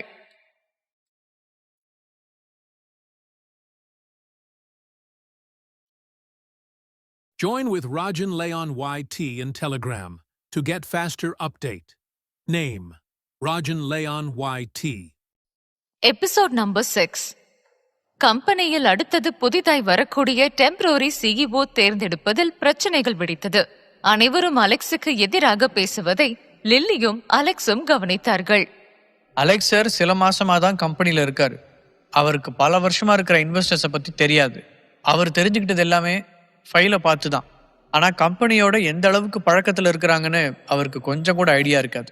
அதே மாதிரி நம்ம கம்பெனில இன்வெஸ்ட் பண்ண ஆளுங்க எல்லாருமே மரியா மேடம் நம்பி தான் பண்ணாங்க. இப்போ அவங்க இல்லைன்னா அந்த இன்வெஸ்டர்ஸ் அடுத்ததா நம்புற ஆளை தான் சிஇஓவா எதிர்பார்ப்பாங்க. அப்படி ஒரு ஆளை தான் டெம்பரவரி சிஇஓவா கொண்டு வரணும். அதே மாதிரி அலெக்ஸுக்கும் வயசு ரொம்ப கம்மி. அவர் அவசரப்பட்டு எந்த முடிவு வேணாலும் எடுக்கலாம். நம்மளோட இன்வெஸ்டர்ஸ் இவரை நம்புறதுக்கு யோசிப்பாங்க. அதனாலதான் நம்பிக்கையான ஒரு ஆளை டெம்பரவரி சிஇஓவா போட சொல்றோம். ஆனா சார், மரியா மேடம் அலெக்ஸ் தான் சிஇஓவா வரணும்னு நினைச்சிட்டு இருந்தாங்க. இப்போ மரியா மேடம் நல்லா இருக்கும் போதே இவர் சிஇஓ ஆகியிருந்தா இவர் பொறுப்புல தானே எல்லாமே இருக்கும். அப்ப இன்வெஸ்டர்ஸ் அப்ப மட்டும் எதிர்த்து பேசுவாங்களா என்ன? நியாயப்படி இவர் தான் ஆகணும். இவருக்கு தான் எல்லா ரெஸ்பான்சிபிலிட்டியும் இருக்கு. அதே போல எந்தெந்த இன்வெஸ்டர்ஸ் எப்படி இருக்காங்கன்னு இவருக்கு ரொம்ப நல்லாவே தெரியும். இவர் தான் சிஇஓவா இருக்கணும். உன் மனசுல என்ன நினைச்சு பேசிட்டு இருக்கிற நீ ஒரு சாதாரண அசிஸ்டன்ட். உன்னோட லிமிட்லயே இரு. நாங்க தான் போர்ட் ஆஃப் டைரக்டர். நாங்க சொல்றதான் செய்யணும்.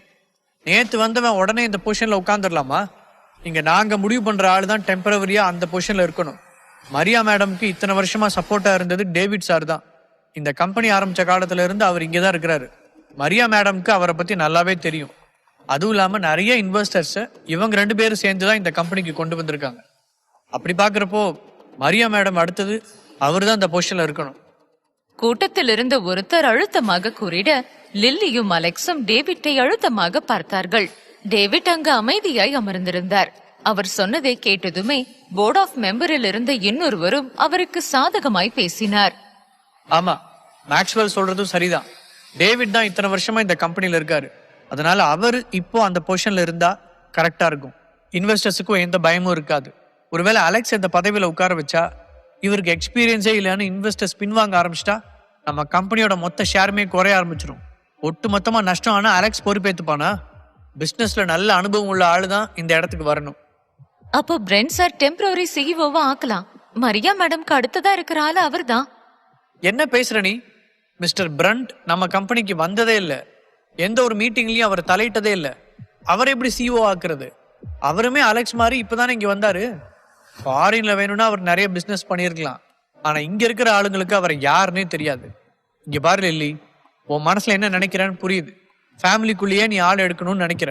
ஆனா இது ஃபேமிலி சம்பந்தப்பட்ட விஷயம் இல்லை, பிசினஸ் சம்பந்தப்பட்ட விஷயம். ஸோ பிசினஸ் நல்லா தெரிஞ்ச ஆள், அதே மாதிரி எக்ஸ்பீரியன்ஸும் இருக்கணும். கூடவே இன்வெஸ்டர்ஸுக்கும் நம்பிக்கை தரக்கூடிய ஆளாவும் இருக்கணும். அப்படி ஒருத்தர் தான் இந்த பதவிக்கு இப்ப சரியான ஆளா இருப்பாங்க. அழுத்தமாக அவர் கூறிட அங்கிருக்கும் அனைவருமே ஆமோதிப்பது போல பேசினார்கள். இப்ப முடிவா எல்லாரும் என்ன சொல்றீங்க? ஆளாளுக்கு ஒவ்வொன்றும் பேசிக் கொண்டிருப்பதை பார்த்து பொறுமை இழந்தான் அலெக்ஸ். அவர்களை பார்த்து அழுத்தமாய் கேட்டான். மரியா மேடம் சரியாகிற வரைக்கும் டேவிட் சார் தான் டெம்பரவரி சிஇஓவா இருக்கணும். அதுதான் இந்த கம்பெனிக்கு ரொம்ப நல்லதா இருக்கும். அவர் கூறியதை கேட்டு அனைவருமே சம்மதமாக கூறிட அலெக்ஸ் பல்லை கடித்தான். லிலி, ஆக வேண்டிய வேலைக்கான ப்ரொசீஜர் ஸ்டார்ட் பண்ணுங்க. அழுத்தமாக கூறிவிட்டு கான்ஃபரன்ஸ் ஹாலை விட்டு வெளியே வந்தான் அலெக்ஸ். அவன் பின்னே ஆல்வின் வந்தான். என்ன ப்ரோ இவங்க இப்படி பண்றாங்க? ரொம்ப ஸ்ட்ராங்கா அவரு தான் சிஓவா இருக்கணும்னு பேசுறாங்க. இது எக்ஸ்பீரியன்ஸ் பொறுத்தோ இல்ல பழக்கத்தை பொறுத்தோ இல்ல, திறமையை பொறுத்து தான் இருக்கு. அவங்க ஏற்கனவே பிளான் பண்ணி தான் இங்க வந்த மாதிரி இருக்கு. அவங்களுக்குள்ளேயே பேசி அந்த டேவிடை சிஓவாக்க நினைச்சிருக்காங்க. இப்ப நேரம் அவங்களுக்கு சாதகமா இருக்கு. அதை பயன்படுத்திக்கிட்டாங்க, அவ்வளவுதான். கம்பெனிக்குள்ளேயே இவ்வளோ பாலிடிக்ஸ் இருக்கா? ஓ மை காட், நல்ல வேளை நான் இன்னும் கம்பெனிக்குள்ள போகல. ஆமா, இப்ப இவர் சிஓ ஆயிட்டா உன்னோட நிலைமை என்ன ஆகும் ப்ரோ? எப்போதும் போல நான் தான் இங்க மேனேஜரா இருப்பேன். என்ன அம்மா இருக்கிறப்போ என்னோட டெசிஷன் தான் அவங்களோட டெசிஷனா இருக்கும். ஆனா இப்போ இந்த ஆளு வந்ததுனால வேணும்னே என் முடிவுக்கு எதிராக என்ன பண்ணணும் அதைத்தான் பண்ணுவான். கண்டிப்பா கம்பெனி ரொம்ப பெரிய நஷ்டத்தை சந்திக்க போகுது. அதுக்கு இப்பவே தயாரா இருக்கணும். என்ன ப்ரோ சொல்ற? இதனால எப்படி கம்பெனிக்கு நஷ்டம் ஆகும்? அதான் அவங்க சொல்றாங்களே, இன்வெஸ்டர்ஸுக்கு நம்பிக்கையான ஆளுன்னு. அப்படி பார்த்தாலுமே இன்வெஸ்டர்ஸ் போக மாட்டாங்க. அதனால கம்பெனிக்கு ஒரு பிரச்சனையும் வராது. ஆண்டி முழிச்சதும் திரும்ப எல்லாமே நார்மல் ஆயிடும், அவ்வளவுதானே? அதுதான் இல்லை. நம்மளோட இன்வெஸ்டர்ஸை விட நமக்கு நம்ம கிளைண்ட் தான் முக்கியம். இன்வெஸ்டர்ஸ் இன்னைக்கு வருவாங்க, நாளைக்கு போவாங்க. ஆனா கிளைண்ட் தான் நமக்கு எப்போதுமே நிரந்தரமா இருக்கிறவங்க. ஒரு கிளைண்ட் நம்ம கிட்ட ரிப்பீட்டடா வரணும்னா அவங்கள எப்படி தக்க வச்சுக்கணுமோ அதுலதான் இருக்கு. நம்மளோட கிளைண்ட் ரொம்ப பெரிய கார் பிராண்டு. அவங்க எல்லாருமே இன்னோவேட்டிவ் ஐடியாஸ் தான் எதிர்பார்ப்பாங்க. ஆனா எனக்கு தெரிஞ்சு இந்த ஆளுக்கு அந்த திறமை இல்லாத மாதிரி தோணுது. கண்டிப்பா நான் என்ன முடிவெடுத்தாலும் அதுக்கு ஆப்போசிட்டா தான் முடிவெடுப்பான். அதனாலேயே கிளைண்ட் லாஸ் பண்ற அளவுக்கு போனாலும் போகும். இதனாலதான் கம்பெனியோட ஷேர் குறையும்னு சொல்றேன். இவ்வளோ யோசிச்சல்ல ப்ரோ, அப்புறம் ஏன் அந்த ஆளை டெம்பரரி சிஓவா இருக்க வச்ச? நீ அப்பவே எதிர்த்து இருக்கலாம்ல, ஏன் அமைதியா வந்த? ஏன்னா அவங்க எல்லாருமே முடிவு பண்ணிட்டு தான் வந்திருக்காங்க. நான் என்ன சொன்னாலும் போர்ட் ஆஃப் டைரக்டர் அவங்க பவரை காட்டுறேன்னு ஷேர்ஸ் எல்லாத்தையும் வித்துட்டு வெளியே போறேன்னு சொல்லி மிரட்டுவாங்க. அவங்க ஷேரை விற்கிறதுல எனக்கு எந்த பிரச்சனையும் இல்லை. ஆனா அம்மா கூட இத்தனை வருஷம் அவங்க இருந்திருக்காங்க. அவங்க கண்ணு முழிச்சதுக்கு அப்புறம் இந்த மாதிரி நடந்ததுன்னு தெரிஞ்சா ரொம்ப ஃபீல் பண்ணுவாங்க. அதான் அவங்க கண்ணு முழிக்கிறதுக்காக வெயிட் பண்றேன். இல்லைன்னா எப்பவோ இவங்க எல்லாம் வேணான்னு சொல்லிட்டு நானே எல்லா பொசிஷனையும் எடுத்திருப்பேன். அதுவும் இல்லாம அங்க இருக்கிற ஒரு சில போர்ட் ஆஃப் டைரக்டர் ரொம்ப நல்லவங்க. அம்மா கூட இத்தனை வருஷமா இருந்தவங்க. இவங்களெல்லாம் இழந்துட்டா அம்மாவுக்கு அது ரொம்ப பெரிய கஷ்டமா இருக்கும். ஸோ எல்லாத்த பத்தியும் நான் யோசிக்கணும்ல. என் அம்மா சரியான ஆள்கிட்ட தான் பிஸ்னஸ் கத்துக்கிறதுக்கு அனுப்பியிருக்காங்க. நீ கவலைப்படாத ப்ரோ, உனக்கு என்ன ஹெல்ப் வேணுமோ அதை நான் பண்றேன், சரியா? உனக்கு சப்போர்ட்டா நான் இருப்பேன். எந்த ஒரு கிளைண்ட்டையும் இனிமேல் நம்ம கம்பெனியை விட்டு போகாம பாத்துக்க வேண்டியது நம்ம பொறுப்பு. அதுக்கு என்னால முடிஞ்ச எல்லா உதவியும் நான் உனக்கு பண்றேன். லேசாக தலையசைத்த அலெக்ஸ் நேராக மருத்துவமனைக்கு சென்றான். இரவு நேரமாகி விட்டதனால் பிரெண்டை வீட்டுக்கு ஆல்வினுடன் அனுப்பி வைத்துவிட்டு இரவு முழுவதும் மரியாவுடன் மருத்துவமனையிலேயே இருந்தான். சிறு வயதில் அவன் அம்மாவை ஹாஸ்பிட்டலில் பார்த்த நினைவு வர திரும்பவும் அதே போல ஏதேனும் நிகழ்ந்து விடுமோ என்ற பயம் அவனுள் எழுந்தது.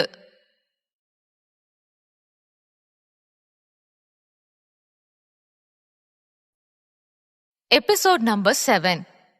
மரியா மெத்தையில் படுத்து கிடக்க அவரின் கைகளை பிடித்துக்கொண்டு இரவு முழுவதும் அமர்ந்திருந்தான் அலெக்ஸ். அவரை அந்த நிலைமையில் பார்க்கவே அவனுக்கு கண்கள் கலங்கியது. அம்மா, நீங்க எப்போ கண்ணு முழிப்பீங்க? உங்களுக்காக நான் வெயிட் பண்றேன். நீங்க தூங்கிட்டு இருக்கிற இந்த கொஞ்ச நேரத்துல நிறைய விஷயங்கள் வெளியே நடக்குது. ப்ளீஸ் சீக்கிரம் எனக்காக கண்ணு முழிச்சுக்கோங்க. ஏற்கனவே நம்ம பல வருஷத்தை தொலைச்சிட்டோம். திரும்பவும் என்னை வெயிட் பண்ண வைக்காதீங்க. ஏக்கத்துடன் உறங்கிக் கொண்டே இருக்கும் மரியாவிடம் கூறினான் அலெக்ஸ். நேரம் போக போக அவனுக்கும் தூக்கம் வர மெத்தையில் தலையை சாய்த்து அமர்ந்தபடியே உறங்கினான். காலையில் யாரோ அவன் தலையை பரிவாக வருடுவது போல் தோன்ற தூக்கத்தில் அம்மா என்று கூறியபடியே திரும்பி படுத்துக் கொண்டான் அலெக்ஸ். அவன் தலையை வருடி விட்டு கொண்டிருந்த ஆள் அவன் நிலையை பார்த்து மனம் வருந்தினாள். அவளின் வருடல் அவனுக்கு இதமாக இருக்க சட்டென்று தன் அம்மாதான் கண் விழித்து விட்டாரா என ஆச்சரியத்துடன் எழுந்தமர்ந்தான். அருகே ஸ்டெல்லா இருப்பதை பார்த்து குழம்பினான் அலெக்ஸ். ஸ்டெல்லா, நீ இங்க என்ன பண்ற? எப்ப வந்த? இப்பதான் கொஞ்ச நேரத்துக்கு முன்னாடி நீ நல்லா தூங்கிட்டு இருந்த, அதான் உன்னை டிஸ்டர்ப் பண்ண வேணான்னு விட்டுட்ட. அது ராத்திரி முழுக்க இங்கேயே உட்கார்ந்து இருந்ததுல எப்ப தூங்குனேனே தெரியல. நீ நல்லா ரெஸ்ட் எடு. நான் வேணும்னு ஆன்ட்டியை பாத்துக்கிறேன். எனக்கு ஒரு கால் பண்ணி சொல்லிருக்கலாமே. லில்லி சொன்னதுக்கு அப்புறம் தான் எனக்கு விஷயமே தெரியும். அதுவும் இல்லாம கம்பெனிலயும் உன்னை அடுத்த சிஇஓவா போடலையாமே. ஃபீல் பண்றியா? அதுக்கெல்லாம் நான் எதுவும் ஃபீல் பண்ணல. எனக்கு பதவி எல்லாம் ஆசை இல்லை. என் அம்மா கண்ணு முழிச்சா அது போதும். அப்புறம் டாக்டர் நீ கண்ணு முழிச்சா உன்னை வந்து பார்க்க சொன்னாரு. ஆன்ட்டிக்கு சில டெஸ்ட் எல்லாம் எடுக்கணும்னு சொல்லியிருந்தாரு. அவர் இப்போ ஷிஃப்ட் முடிச்சுட்டு 10 மணிக்கு இங்க வரேன்னு சொல்லியிருக்காரு. ஓ, டாக்டர் வேற வந்தாரா? அது கூட தெரியாம நல்லா தூங்கிட்டேன். பரவாயில்ல, அவர் பெருசா எதுவும் சொல்லல.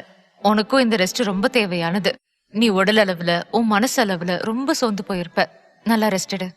ஆறுதலாக கூறிட அலெக்ஸ் ஸ்டெல்லா மடியில் தலை வைத்து படுத்துக் கொண்டான்.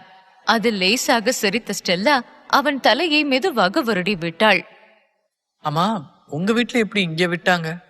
ஏற்கனவே நம்மளோட விஷயம் தெரிஞ்சு என் மேல அவங்க எல்லாரும் கோவமா இருக்காங்க. அப்படி இருக்கிறப்போ நீ எப்படி இங்க வந்த? இன்னைக்கு ஸ்பெஷல் கிளாஸ் இருக்குன்னு போய் சொல்லிட்டு இங்க ஓடி வந்துட்ட. தேங்க்ஸ் எனக்காக இங்க வந்ததுக்கு. நிஜமாலே எனக்குன்னு தோல் சாயா யாருமே இல்லைன்னு ஃபீல் பண்ணிட்டு இருந்தேன். நல்ல வேளை நீ வந்த. அவளை பார்த்து காதலாக கூறிக்கொண்டிருக்க வாசலில் நின்றிருந்த அல்வின் கைகளை தட்டினான். வாவ் வாவ் ப்ரோ, சூப்பர், பயங்கரமா டயலாக் அடிக்கிறியே. என்னமா லவ் டயலாக் பேசுற? அப்ப இவங்க தான் உன்னோட கேர்ள் ஃப்ரெண்டா? பக்கா ஹீரோ மெட்டீரியலா இருக்க. பிசினஸும் பயங்கரமா பண்ற, லவ்வும் அதிரடியா பண்ற. என்னை பத்தி அவங்க கிட்ட ஏதாவது பெருமையா சொல்லியிருக்கியா? யார் அலெக்ஸ் இவரு? ஆல்வின் திடீர் என்று வந்ததில் அவனை எரிச்சலாக பார்த்தான் அலெக்ஸ். எப்பொழுதும் கரடி போல குறுக்கே வருவது அவனுக்கு கடுப்பாக இருந்தது.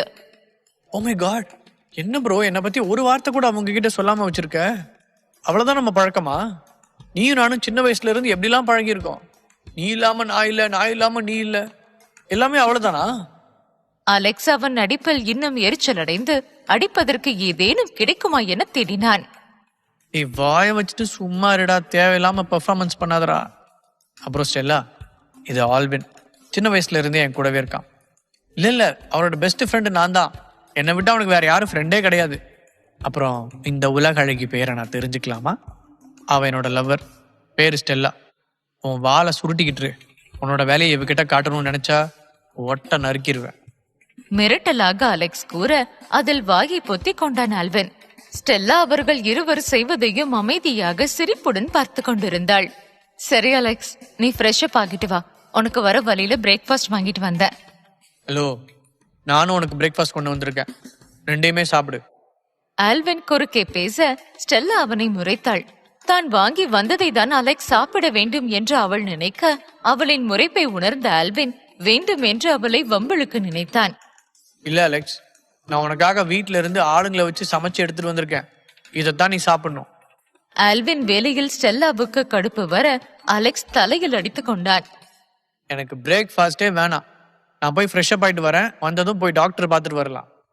அமைதியாக கூறிவிட்டு அலெக்ஸ் எழுந்து சென்று விட ஸ்டெல்லா ஆல்வினை முறைக்க ஆல்வின் அவளை கேள்வியாக பார்த்தான். உன்னாலதான் அவன் நான் வாங்கிட்டு வந்த சாப்பாடு சாப்பிடவே இல்லை. ஒன்னாலதான் நான் வீட்டுல இருந்து எடுத்துட்டு வந்த சாப்பாடு அலெக்ஸ் சாப்பிடல. அதுக்கு நான் உன்னை ஏதாவது சொன்னேனா? உன்னெல்லாம் போ. கடுப்பாக கூறிய ஸ்டெல்லா எழுந்து கொள்ள ஆல்வின் கமுக்கமாக சிரித்தான். அலெக்ஸ் முகம் கழுவி விட்டு வர மூவரும் நேராக டாக்டரை பார்க்க சென்றார்கள். அல்வின், அப்பா எழுந்துட்டாரா? அவரு ராத்திரி முழுக்க தூங்கவே இல்லை. ஆண்டி பத்தியே யோசிச்சுட்டு இருந்தாரு. நான் தான் விடியங்காத்தால போல ஸ்லீப்பிங் டேப்லெட் கொடுத்து தூங்க வச்சேன். அவர் தூங்காம இருக்கிறது அவர் ஹெல்த்துக்கு நல்லதில்லை. எப்படியும் மத்தியானம் போல கண்ணு முழிச்சுப்பாரு. அதில் லேசாக தலையசைத்த அலெக்ஸ் அரைக்கதவை தட்டி கொண்டு உள்ளே சென்றான். ஹலோ டாக்டர், அம்மா இப்ப எப்படி இருக்காங்க? எப்போ கண்ணு முழிப்பாங்க? உட்காருங்க, அதை பத்தி தான் பேசணும். அமைதியான குரலில் அவர் கூறிட கேள்வியுடனே மூவரும் அமர்ந்தார்கள். மேடமோட பின்மண்டையில பலமா அடிபட்டிருக்கு, அதாவது செரிபிரம் இருக்கிற இடத்துல. அதனால அவங்க எப்போ கண்ணு முழிப்பாங்கன்னு சொல்ல முடியாது. மற்றபடி அவங்களோட மற்ற பாடி ஃபங்க்ஷன்லாம் நார்மலா இருக்கு. சொல்லப்போனா அவங்க கோமாவுக்கு போயிட்டாங்க. இதனை கேட்டதுமே மூவருக்கும் தலையில் இடி விழுந்தது போல் இருந்தது. அலெக்ஸ் அதிர்ச்சியில் உறைந்து விட்டான். அவன் அம்மா கோமாவுக்கு சென்றிருப்பார் என்று அவன் எதிர்பார்க்கவே இல்லை. எப்படியும் இன்று கண்முழித்து விடுவார் என நம்பிக்கையில் இருந்தான். என்ன டாக்டர் சொல்றீங்க? எவ்வளவு நாள் கோமால இருப்பாங்க? சாரி மிஸ்டர் அலெக்ஸ், அது எங்களால உறுதியா சொல்ல முடியாது.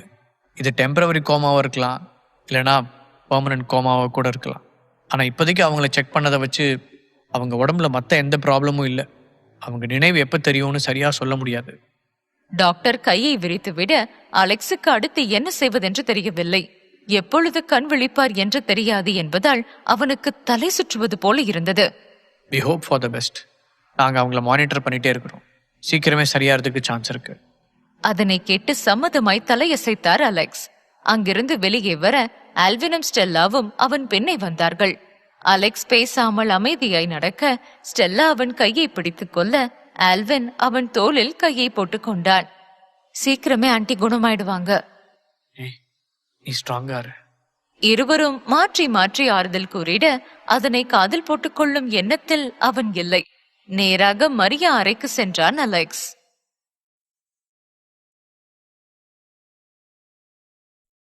Episode number 8. அலெக்ஸ் வேதனையுடன் மரியாவை பார்க்க செல்ல ஸ்டெல்லாவும் ஆல்வினும் அவன் பின்னே சென்றார்கள். அவன் வருத்தமான முகத்தை பார்ப்பதற்கே ஸ்டெல்லாவிற்கு வேதனையாக இருந்தது. மரியா கோமாவில் இருக்கிறார் என்று கேள்விப்பட்டதுமே அலெக்ஸுக்கு எதுவுமே ஓடவில்லை. உலகத்தின் அனைத்து சட்டமும் நின்றது போல உணர்ந்தான். ப்ளீஸ் சீக்கிரம் எனக்காக கண்ணு முழிங்கம்மா. இத்தனை வருஷம் என்ன பிரிஞ்சிருந்த நாளெல்லாம் நம்ம சரி கட்டணும்னு பேசணும். இங்க நீங்க அமைதியா தூங்கிட்டு இருந்தா எப்படிமா அதெல்லாம் சரி பண்ண முடியும்? ப்ளீஸ்மா சீக்கிரமா கண்ணு முழிச்சுக்கோங்கம்மா. மரியாவின் கைகளை பிடித்துக் கொண்டு கெஞ்சலாக கூற ஸ்டெல்லாவிற்கு கண்கள் கலங்கியது. ஆல்வின் அமைதியாய் நின்று அவனை பார்த்து கொண்டிருந்தான். அமைதியாய் 3 பேரும் மரியா அருகே அமர்ந்திருக்க அந்த நேரம் கையில் தடியுடன் உள்ளே நுழைந்தார் செபாஸ்டியன். அவரை பார்த்ததுமே ஸ்டெல்லா அவளுக்கு சொல்ல முடியாத உணர்வுகள் தோன்ற அலெக்ஸ் பின்னே நின்று கொண்டாள். செபாஸ்டியன் வந்ததை பார்த்தும் பார்க்காதது போல நின்று கொண்டான் அலெக்ஸ்.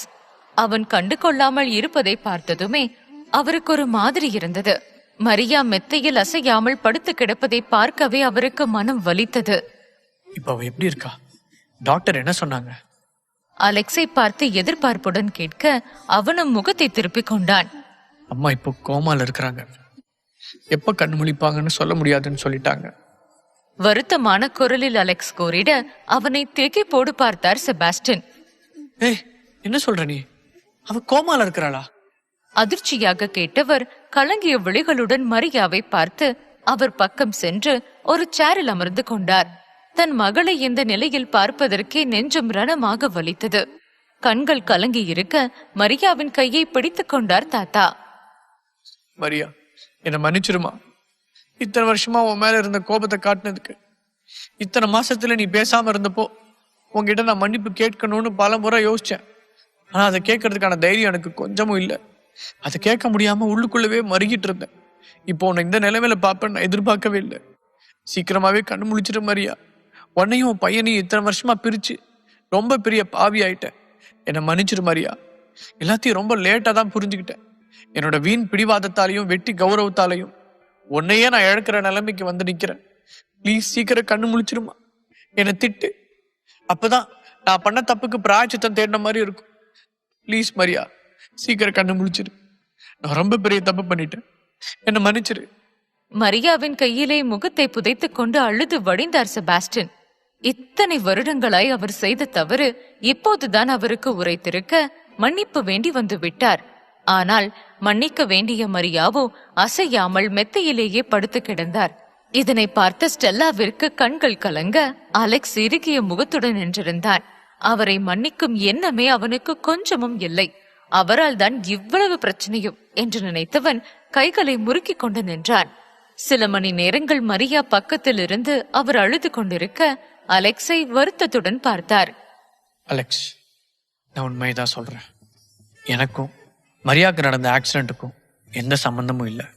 நான் பெத்த பொண்ணையே அந்த மாதிரி நான் பண்ண மாட்டேன். தயவு செஞ்சு என்னை நம்பு. உனக்கு என்ன உதவி வேணும்னாலும் பண்றதுக்கு நான் தயாரா இருக்கேன். அட்லீஸ்ட் உனக்கு உதவி பண்ணியாச்சும் நான் பண்ண பாவத்தை சரி பண்ணிக்கலான்னு பாக்குறேன். என்னை மன்னிச்சிடுன்னு உன்கிட்ட கேட்க மாட்டேன். ஏன்னா சின்ன பையனு கூட பார்க்காம உன்னை வீட்டை விட்டே போக வச்ச பாவி நான். அதுக்கு எந்த ஒரு பிராயச்சித்தமும் கிடையாது. உன்னோட அம்மாவை பார்க்க வர்றதுக்கு மட்டும் எனக்கு பெர்மிஷன் கொடு. தினமும் வந்து அவளை பார்க்கிறேன். கெஞ்சலாக அவர் கூறிட அலெக்ஸ் பதில் சொல்லாமல் நின்றான். செபாஸ்டியன் பார்வை அடுத்ததாக ஸ்டெல்லா மீது திரும்ப அவள் பதட்டத்துடன் அலெக்ஸ் கையை இறுக்கமாக பிடித்துக் கொண்டாள். என்னை மன்னிச்சிருமா. உன்னோட வாழ்க்கையில நான் பிரச்சனையை கொடுத்துட்டேன். வயது வித்தியாசம் பார்க்காமல் அவளிடம் மன்னிப்பு கேட்க ஸ்டெல்லா அதிர்ச்சியில் உறைந்தாள். யாருமே அவரிடம் பேசாமல் இருக்க அதற்கு மேல் அங்கு இருக்க முடியாது என்பது போல அங்கிருந்து வெளியேறினார் செபாஸ்டின். அலெக்ஸ் எதுவும் பேசாமல் அமைதியாயிருக்க ஸ்டெல்லா அவன் பக்கம் வந்தாள். அலெக்ஸ், நான் கிளம்பவா? எனக்கு நேரமாச்சு. இன்னும் காலேஜ் வரலன்னு வீட்டுக்கு இன்ஃபர்மேஷன் போயிடும். அதனால நான் கிளம்புறேன். ஈவினிங் வந்து உன்னை பாக்குறேன். பத்திரமா போயிட்டு வா. நீ ஈவினிங் வரணும்னு அவசியம் இல்லை. உங்க வீட்டுக்கு தெரிஞ்சா உனக்கு தான் பிரச்சனை. இது நானே பாத்துக்கிறேன். அதற்கு மேல் எதுவும் சொல்லாமல் ஸ்டெல்லா அங்கிருந்து சென்று விட அந்த இடத்தில் ஆல்வினும் அலெக்ஸும் அமர்ந்திருந்தார்கள். சிறிது நேரத்திலேயே லில்லி மரியாவை பார்க்க அங்கு வந்தாள். இருவரும் அமைதியாய் வெளியே இருப்பதை பார்த்ததுமே அவர்களிடம் வந்தாள். சார், இப்போ மேடம் எப்படி இருக்காங்க? டாக்டர் என்ன சொன்னாரு? எப்போ கண்ணு முழிப்பாங்களா? அம்மா இப்போ கோமால இருக்கிறாங்க. எப்ப கண்ணு முழிப்பாங்கன்னு சொல்ல முடியாதுன்னு சொல்லிட்டாங்க. அமைதியான குரலில் கூறிட அதிர்ச்சியில் உறைந்தாள் லில்லி. என்ன சார் சொல்றீங்க? மேடம் கோமாக்கு போயிட்டாங்களா? அதிர்ச்சியாக கேட்ட அவளுக்கு கண்கள் கலங்க மனதில் சீக்கிரம் மரியா கண் விழிக்க வேண்டும் என பிரார்த்தனை செய்து கொண்டாள். அங்கிளை எப்படி சமாதானம் பண்றது? ஆல்வின் கேட்டதற்கு பின்புதான் அலெக்ஸுக்கு பிரெண்ட் ஞாபகம் வந்தது. இந்த விஷயத்தை எப்படி அவன் அப்பா தாங்கிக் கொள்ள போகிறார் என யோசித்தான். இந்த பிரச்சனையே அவனுக்கு அதிகமாயிருக்க லில்லி அவனை தயக்கத்துடன் பார்த்தாள். சார், ஒரு முக்கியமான விஷயம். இந்த மாதிரியான சூழ்நிலையில இதை சொல்லலாமா வேணாமான்னு தெரியல.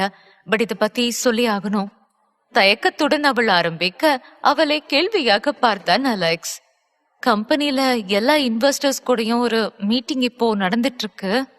தயக்கத்துடன் கூறிட அவளை ஆச்சரியத்துடன் பார்த்தான் அலெக்ஸ். அது எப்படி?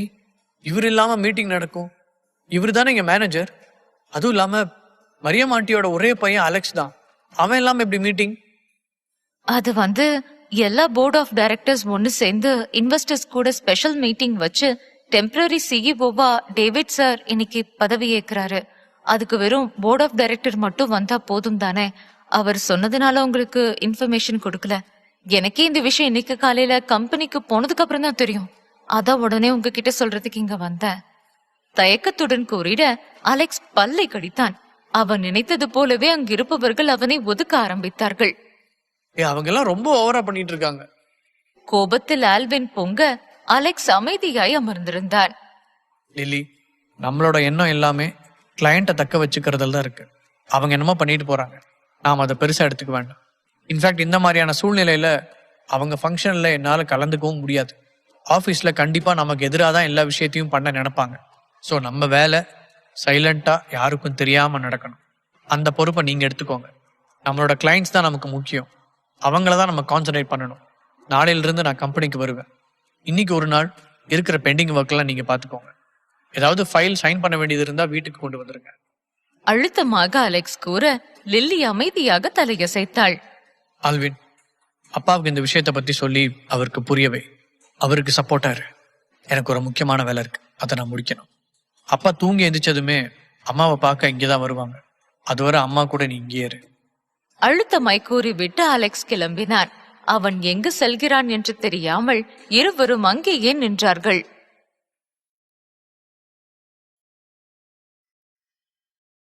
Join with Rajan Leon YT in Telegram to get faster update. Name: Rajan Leon YT. Episode number 9. நாட்கள் அதன் போக்கில் செல்ல தினமும் மரியாவை ஹாஸ்பிட்டலில் பார்த்துவிட்டு வேலைக்கு செல்வதை வழக்கமாக வைத்துக் கொண்டான் அலெக்ஸ். கம்பெனியில் டேவிட் அலெக்ஸை எதிலுமே தலையிட விடாமல் இருக்க அவன் பொறுத்து கொண்டு அமைதியாய் அவன் வேலையை பார்த்தான். அவனுக்கு அங்கு உதவியாய் லில்லி மட்டுமே இருந்தாள். இருவரும் கிளைண்டை பார்த்துக் கொள்வதிலேயே உறுதியாக இருந்தார்கள். அதே போலத்தான் இன்றும் அவர்களின் முக்கியமான கிளைண்டுடன் மீட்டிங்கை முடித்துவிட்டு அலெக்ஸும் லில்லியும் கம்பெனிக்கு வர டேவிட் இருவரையும் அவருடைய கேபினுக்கு அழைத்தார். இப்போ எதுக்கு இவர் நம்மள கூப்பிடுறாருன்னு தெரியலையே. திரும்பவும் ஏதாவது பிரச்சனை பண்றதுக்காக தான் இருக்கும். முணுமுணுத்தபடியே அலெக்ஸுடன் அங்கு சென்றாள். அவர்கள் செல்வதை பார்த்த ஆல்வின் அவனும் அவர்களுடன் தொற்றிக்கொண்டான். கதவை தட்டிக்கொண்டு மூவரும் செல்ல டேவிட் அவர்களை ஏற்ற இரக்கத்துடன் பார்த்தார்.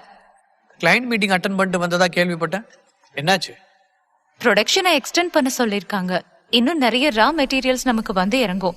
அதே மாதிரி புதுசா டிசைன் கேட்டிருக்காங்க, அதுக்கு தகுந்த மாதிரி பண்ணணும். அலெக்ஸிடம் கேட்ட கேள்விக்கு லில்லி பதில் கூற அவளை முறைத்தார் டேவிட். கிளையண்ட் மீட்டிங் இருக்குன்னா எனக்கு இன்ஃபார்ம் பண்ணணும்னு தெரியாதா? இந்த கம்பெனியோட சிஇஓ இப்போ நான் தான், உன் அம்மா இல்லை. ஸோ உன் இஷ்டத்துக்கு பண்ணணும்னு நினைக்காத. அதே மாதிரி யாரை கேட்டு நீயாவே கான்ட்ராக்ட் எக்ஸ்டெண்ட் பண்ண, இதை என்கிட்ட கேட்கணும்னு தெரியாதா? வேண்டும் என்றே டேவிட் கேட்க அவரை பயங்கரமாய் முறைத்தான் அலெக்ஸ். இந்த ப்ராஜெக்ட் ஆரம்பத்துல இருந்து அலெக்ஸ் சார் தான் பண்றாரு. சோ அவருக்கு தான் அதை பத்தி நல்லா தெரியும். எந்த நேரத்துல என்ன பண்ணணும்னு அவருக்கு தெரியும். இதனால நம்ம கம்பெனிக்கு ப்ராஃபிட் வரும். அதனாலதான் இந்த கான்ட்ராக்டுக்கு அவர் சம்மதிச்சிருக்காரு. நான் உன்கிட்ட பேசல, அலெக்ஸ் கிட்ட பேசிட்டு இருக்கேன். இதனால லாபம் வரும்னு எப்படி இவ்வளவு உறுதியா சொல்ற? புதுசா டிசைன் லான்ச் பண்ணணும்னு சொல்லியிருக்காங்க. அது சரியா ஓடலைன்னா நமக்கு தானே நஷ்டம். இதனால எந்த நஷ்டமும் வரப்போறது இல்லை. அதே மாதிரி டிசைன் மொத்தத்தையும் நானும் என்னோட டீமும் பார்த்துக்க போறோம். ஸோ கண்டிப்பா கம்பெனிக்கு எந்த ஒரு பிரச்சனையும் இதனால வரப்போறது இல்லை. இந்த ப்ராஜெக்டை இப்படியே விட்டுட்டு வேற வேலையை பாரு. இதை நான் வேற ஒரு டீம் கிட்ட கொடுத்து பண்ண சொல்றேன். இந்த ப்ராஜெக்ட் என்னோட கண்ணோட்டத்துக்கு கீழே நடக்கட்டும். நானே கம்பெனியில இருக்கிறேன், வேற டிசைனிங் டீமை வச்சு பண்ணி கொடுத்துட்றேன். அழுத்தமாக டேவிட் கூற இதை கேட்ட மூவருக்குமே கோபம் வந்தது. மிகவும் கடினப்பட்ட அந்த கான்ட்ராக்டை எக்ஸ்டெண்ட் செய்தது மட்டுமில்லாமல் புதிய டிசைனை அவர்கள் செய்து தருவதாக கூறி கான்ட்ராக்ட் வாங்கி இருக்க அதனை சுலபமாக தட்டி பறிக்க பார்க்கிறாரே என ஆத்திரம் வந்தது. அலெக்ஸுக்கு இந்த வேலையை நிச்சயம் இவர்கள் சரியாக செய்ய மாட்டார்கள் என கோபம் வர பல்லை கடித்துக் கொண்டு அவரை முறைத்தான். இந்த ப்ராஜெக்ட் என்னோட பொறுப்புல தான் ஆரம்பத்துல இருந்து இருக்கு. ஸோ இதை பத்தி எனக்கு தான் நல்லா தெரியும். எக்ஸ்பீரியன்ஸும் எனக்கு தான் இருக்கு. இந்த கிளையண்ட்டை பத்தியும் எனக்கு நல்லா தெரியும். இந்த கிளையண்ட்டும் என்னதான் நம்புறாங்க. ஸோ இந்த ப்ராஜெக்டை நான் யார்கிட்டையும் கொடுக்க மாட்டேன். அழுத்தமாக அலெக்ஸ் கூற டேவிட் அவனை பார்த்து நக்கலாக சிரித்தார். என்ன சொன்ன?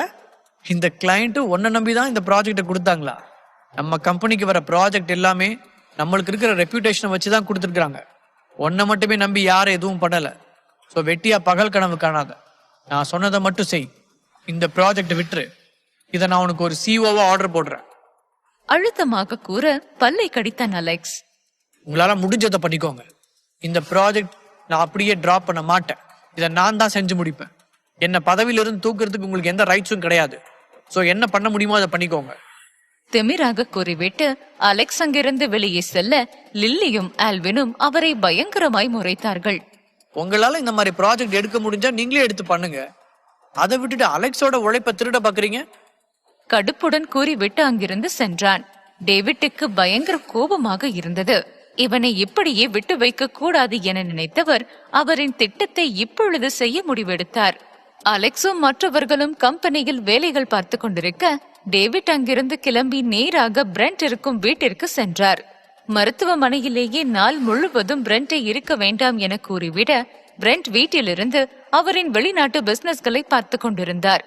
இன்னும் இருக்கும் மிச்ச பிசினஸ்களை முடித்துவிட்டு மொத்தமாய் அலெக்ஸிடம் கொடுத்து விடலாம் என திட்டம் போட்டிருந்தார். நடு ஹாலில் அமர்ந்து அவர் வேலை பார்த்து கொண்டிருக்க வீட்டின் உள்ளே நுழைந்தார் டேவிட். ஹலோ மிஸ்டர் பிரண்ட், எப்படி இருக்கீங்க? புன்னகை முகத்துடனே கேட்டபடியே உள்ளே வர அவரை பார்த்து புன்னகைத்தார் பிரண்ட். வாங்க மிஸ்டர் டேவிட், எப்படி இருக்கீங்க? என் முகத்துடன் அவர் வரவேற்க டேவிட் அங்கிருக்கும் சோஃபாவில் அமர்ந்து கொண்டார். நான் நல்லா இருக்கேன்.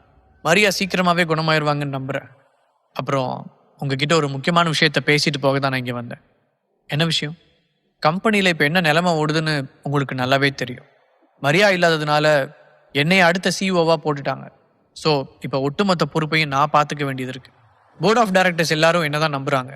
ஆனா டேவிட் இழுக்க பிரெண்ட் அவரை கேள்வியாக பார்த்தார்.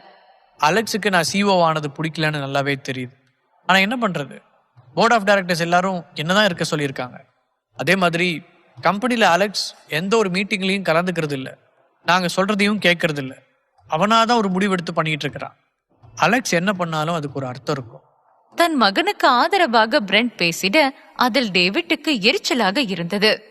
ஆனா இங்க என்னதானே டெம்பரவரி சிஇஓவா ஆக்கியிருக்காங்க. இப்ப எல்லாமே என்னோட பொறுப்புல தானே இருக்கு. அதுக்கு தகுந்த மாதிரி அவன் நடந்துக்கணும். கம்பெனியில எல்லாரும் என் பக்கம் இருக்காங்க. அப்படி இருக்கிறப்போ அலெக்ஸ் மட்டும் எனக்கு எதிராக இருந்தா அது நல்லா இருக்குமா? எல்லாரும் ஒரு வழியில போனா அவன் மட்டும் தனியா போறான். இதனால போர்ட் ஆஃப் டைரக்டர்ஸும் இன்வெஸ்டர்ஸும் அவன் நம்ம பக்கம் இருக்கானா இல்லையான்னு சந்தேகத்துல இருக்காங்க. அலெக்ஸ் நம்ம பக்கம் தான் இருக்கான்னு நிரூபிக்கிறதுக்கு நம்ம ஒரு வழி பண்ணியாகணும். அதையும் நான் யோசிச்சிட்டேன். இந்த விஷயத்தை பத்தி நான் ஏற்கனவே மரியா கிட்ட பேசியிருக்கேன். அப்படி என்ன அது? அலெக்ஸுக்கும் என் பொண்ணு சாராக்கும் என்கேஜ்மெண்ட் பண்ணி வைக்கிறது. இதை கேட்டு அதிர்ந்தார் பிரெண்ட். இதுக்கு வாய்ப்பே இல்லை. அவன் வேற பொண்ணை லவ் பண்றான். இது நடக்காது. நான் அலெக்ஸ் கிட்ட பேசுறேன். அவனால எந்த பிரச்சனையும் வராது. இந்த என்கேஜ்மெண்ட் நடந்தே ஆகணும். நடக்கல அவனை கம்பெனி விட்டு வெளியே அனுப்புவோம். இப்ப இருக்கிற சூழ்நிலையில இந்த என்கேஜ்மெண்ட் நடந்தா போர்ட் ஆஃப் டைரக்டர்ஸுக்கும் இன்வெஸ்டர்ஸுக்கும் அலெக்ஸ் நம்ம பக்கம் தான் இருக்கிறான்னு தெரியும். நம்மள மாதிரியான ஃபேமிலிக்கு பிஸ்னஸ் மேரேஜ் எல்லாம் ஒன்றும் பெருசு இல்லையே. 2 பேருக்கும் ஜஸ்ட் ஒரு என்கேஜ்மெண்ட் பண்ணி வைப்போம். அவங்க டேட் பண்ணா கண்டிப்பா ஒருத்தரை புரிஞ்சுப்பாங்க. இது கம்பெனியோட எதிர்காலத்துக்கும் அலெக்ஸுக்கும் ரொம்ப நல்லது. அவனோட எதிர்காலத்தை யோசிச்சு ஒரு முடிவு சொல்லுங்க. அழுத்தமாக டேவிட் கூற பிரெண்ட் அதிர்ச்சியில் உறைந்தார்.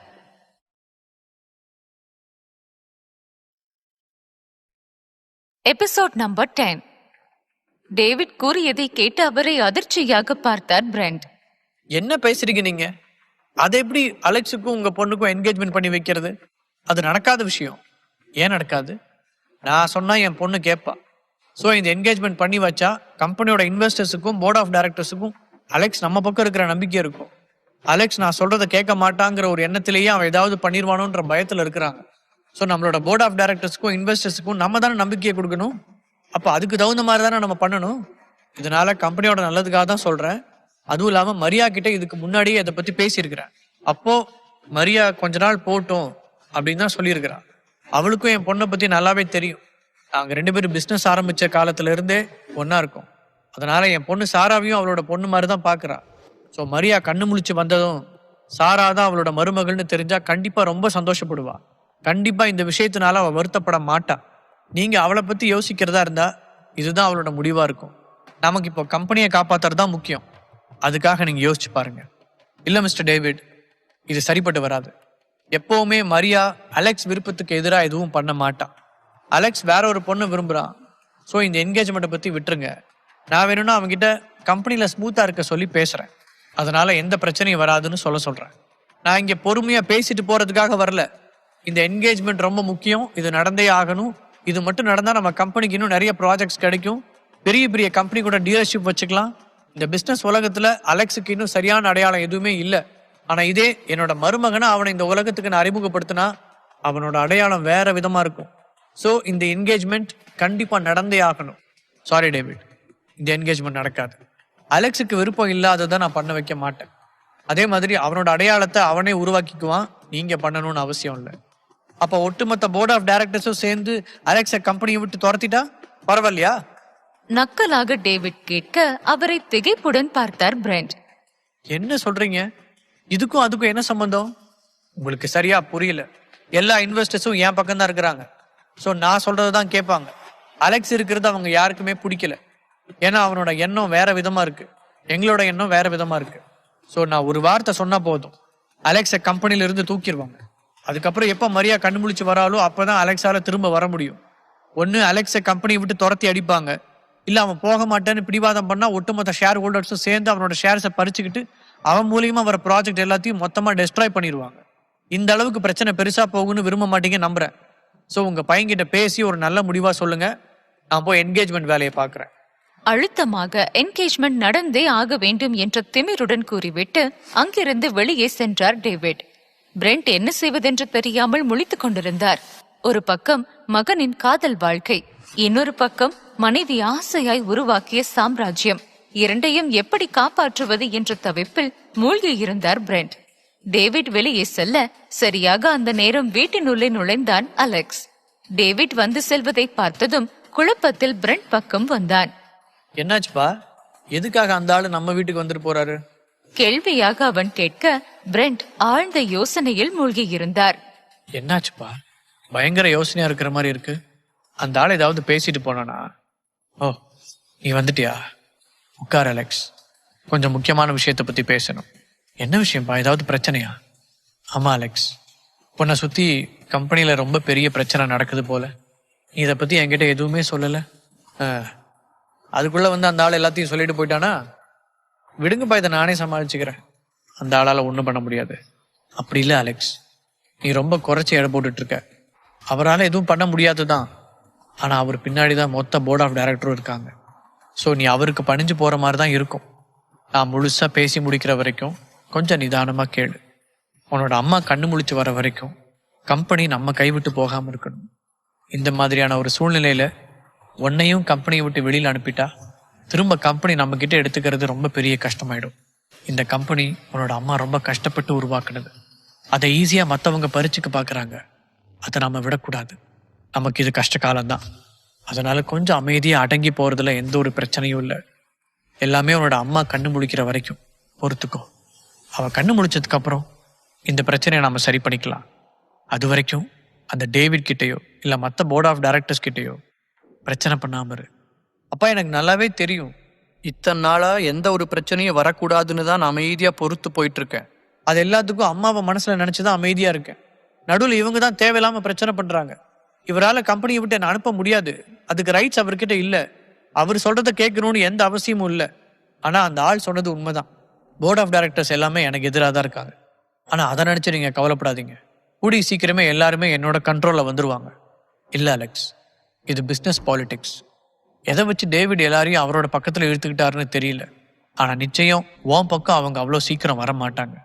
உன்னை கம்பெனியை விட்டு வெளியே அனுப்புறதுல தான் குறியா இருக்கிறாங்க. ஒன்னு அப்படி பண்ணாம இருக்கிறோம்னா அவரோட பொண்ணு சாரா கூட உனக்கு என்கேஜ்மெண்ட் பண்ணணும்னு சொல்லிட்டு போறாரு. அமைதியான குரலில் பிரெண்ட் கூறிட இதனை கேட்டதுமே அலெக்ஸ் பெரிதாக அதிர்ந்தான். என்னப்பா சொன்னீங்க? அவரோட பொண்ணு கூட என்கேஜ்மெண்ட் பண்ணிக்கணுமா? என்னை பார்த்தா எப்படி இருக்கு? என்ன கிண்டல் பண்ணிட்டு இருக்காரா? அலெக்ஸ், உன்னோட கோவம் எனக்கு புரியுது. ஆனா கம்பெனியோட சிச்சுவேஷனை நினைச்சுப்பாரு. உன்னை கம்பெனியை விட்டு இந்த மாதிரியான நிலைமையில வெளியில அனுப்பிட்டா திரும்ப கம்பெனி நமக்கு வராது. உன் அம்மா பட்ட கஷ்டம் இல்லாம வீணா போயிடும். அப்பா, அதுக்காக நான் லவ் பண்ற பொண்ணை விட்டுட்டு இன்னொருத்தைய கல்யாணம் பண்ணிக்கணும்னு சொல்றீங்களா? நான் ஏற்கனவே ஸ்டெல்லாவை லவ் பண்றது உங்க எல்லாருக்குமே தெரியுமே. அப்படி இருந்தும் எப்படி இவ்வளவு சர்வ சாதாரணமா அவளை கல்யாணம் பண்ணிக்க சொல்றீங்க? நான் ஸ்டெல்லாவை லவ் பண்றேன். அப்படி இருக்கிறப்ப எப்படி என்னால இன்னொருத்தி கூட என்கேஜ்மெண்ட் பண்ண முடியும்? எவ்வளவு திமிரு இருந்தா அந்த ஆள் இந்த மாதிரி வந்து உங்ககிட்ட பேசிட்டு போவான். என்னை பார்த்தா அவனுக்கு எப்படி தெரியுது? அவனை உண்டு இல்லைன்னு பண்ணாதான் பொத்திட்டு போவான். அதீத கோபத்துடன் பல்லை கடித்துக் கொண்டு கூறிய அலெக்ஸுக்கு சுருக்கென்று கோபம் தலைக்கு ஏறியது. கம்பெனியில் பிரச்சனை கொடுத்தது மட்டுமல்லாமல் அவனின் தனிப்பட்ட வாழ்க்கையிலும் அவர் பிரச்சனை கொடுக்க பயங்கர கோபத்தில் இருந்தான் அலெக்ஸ்.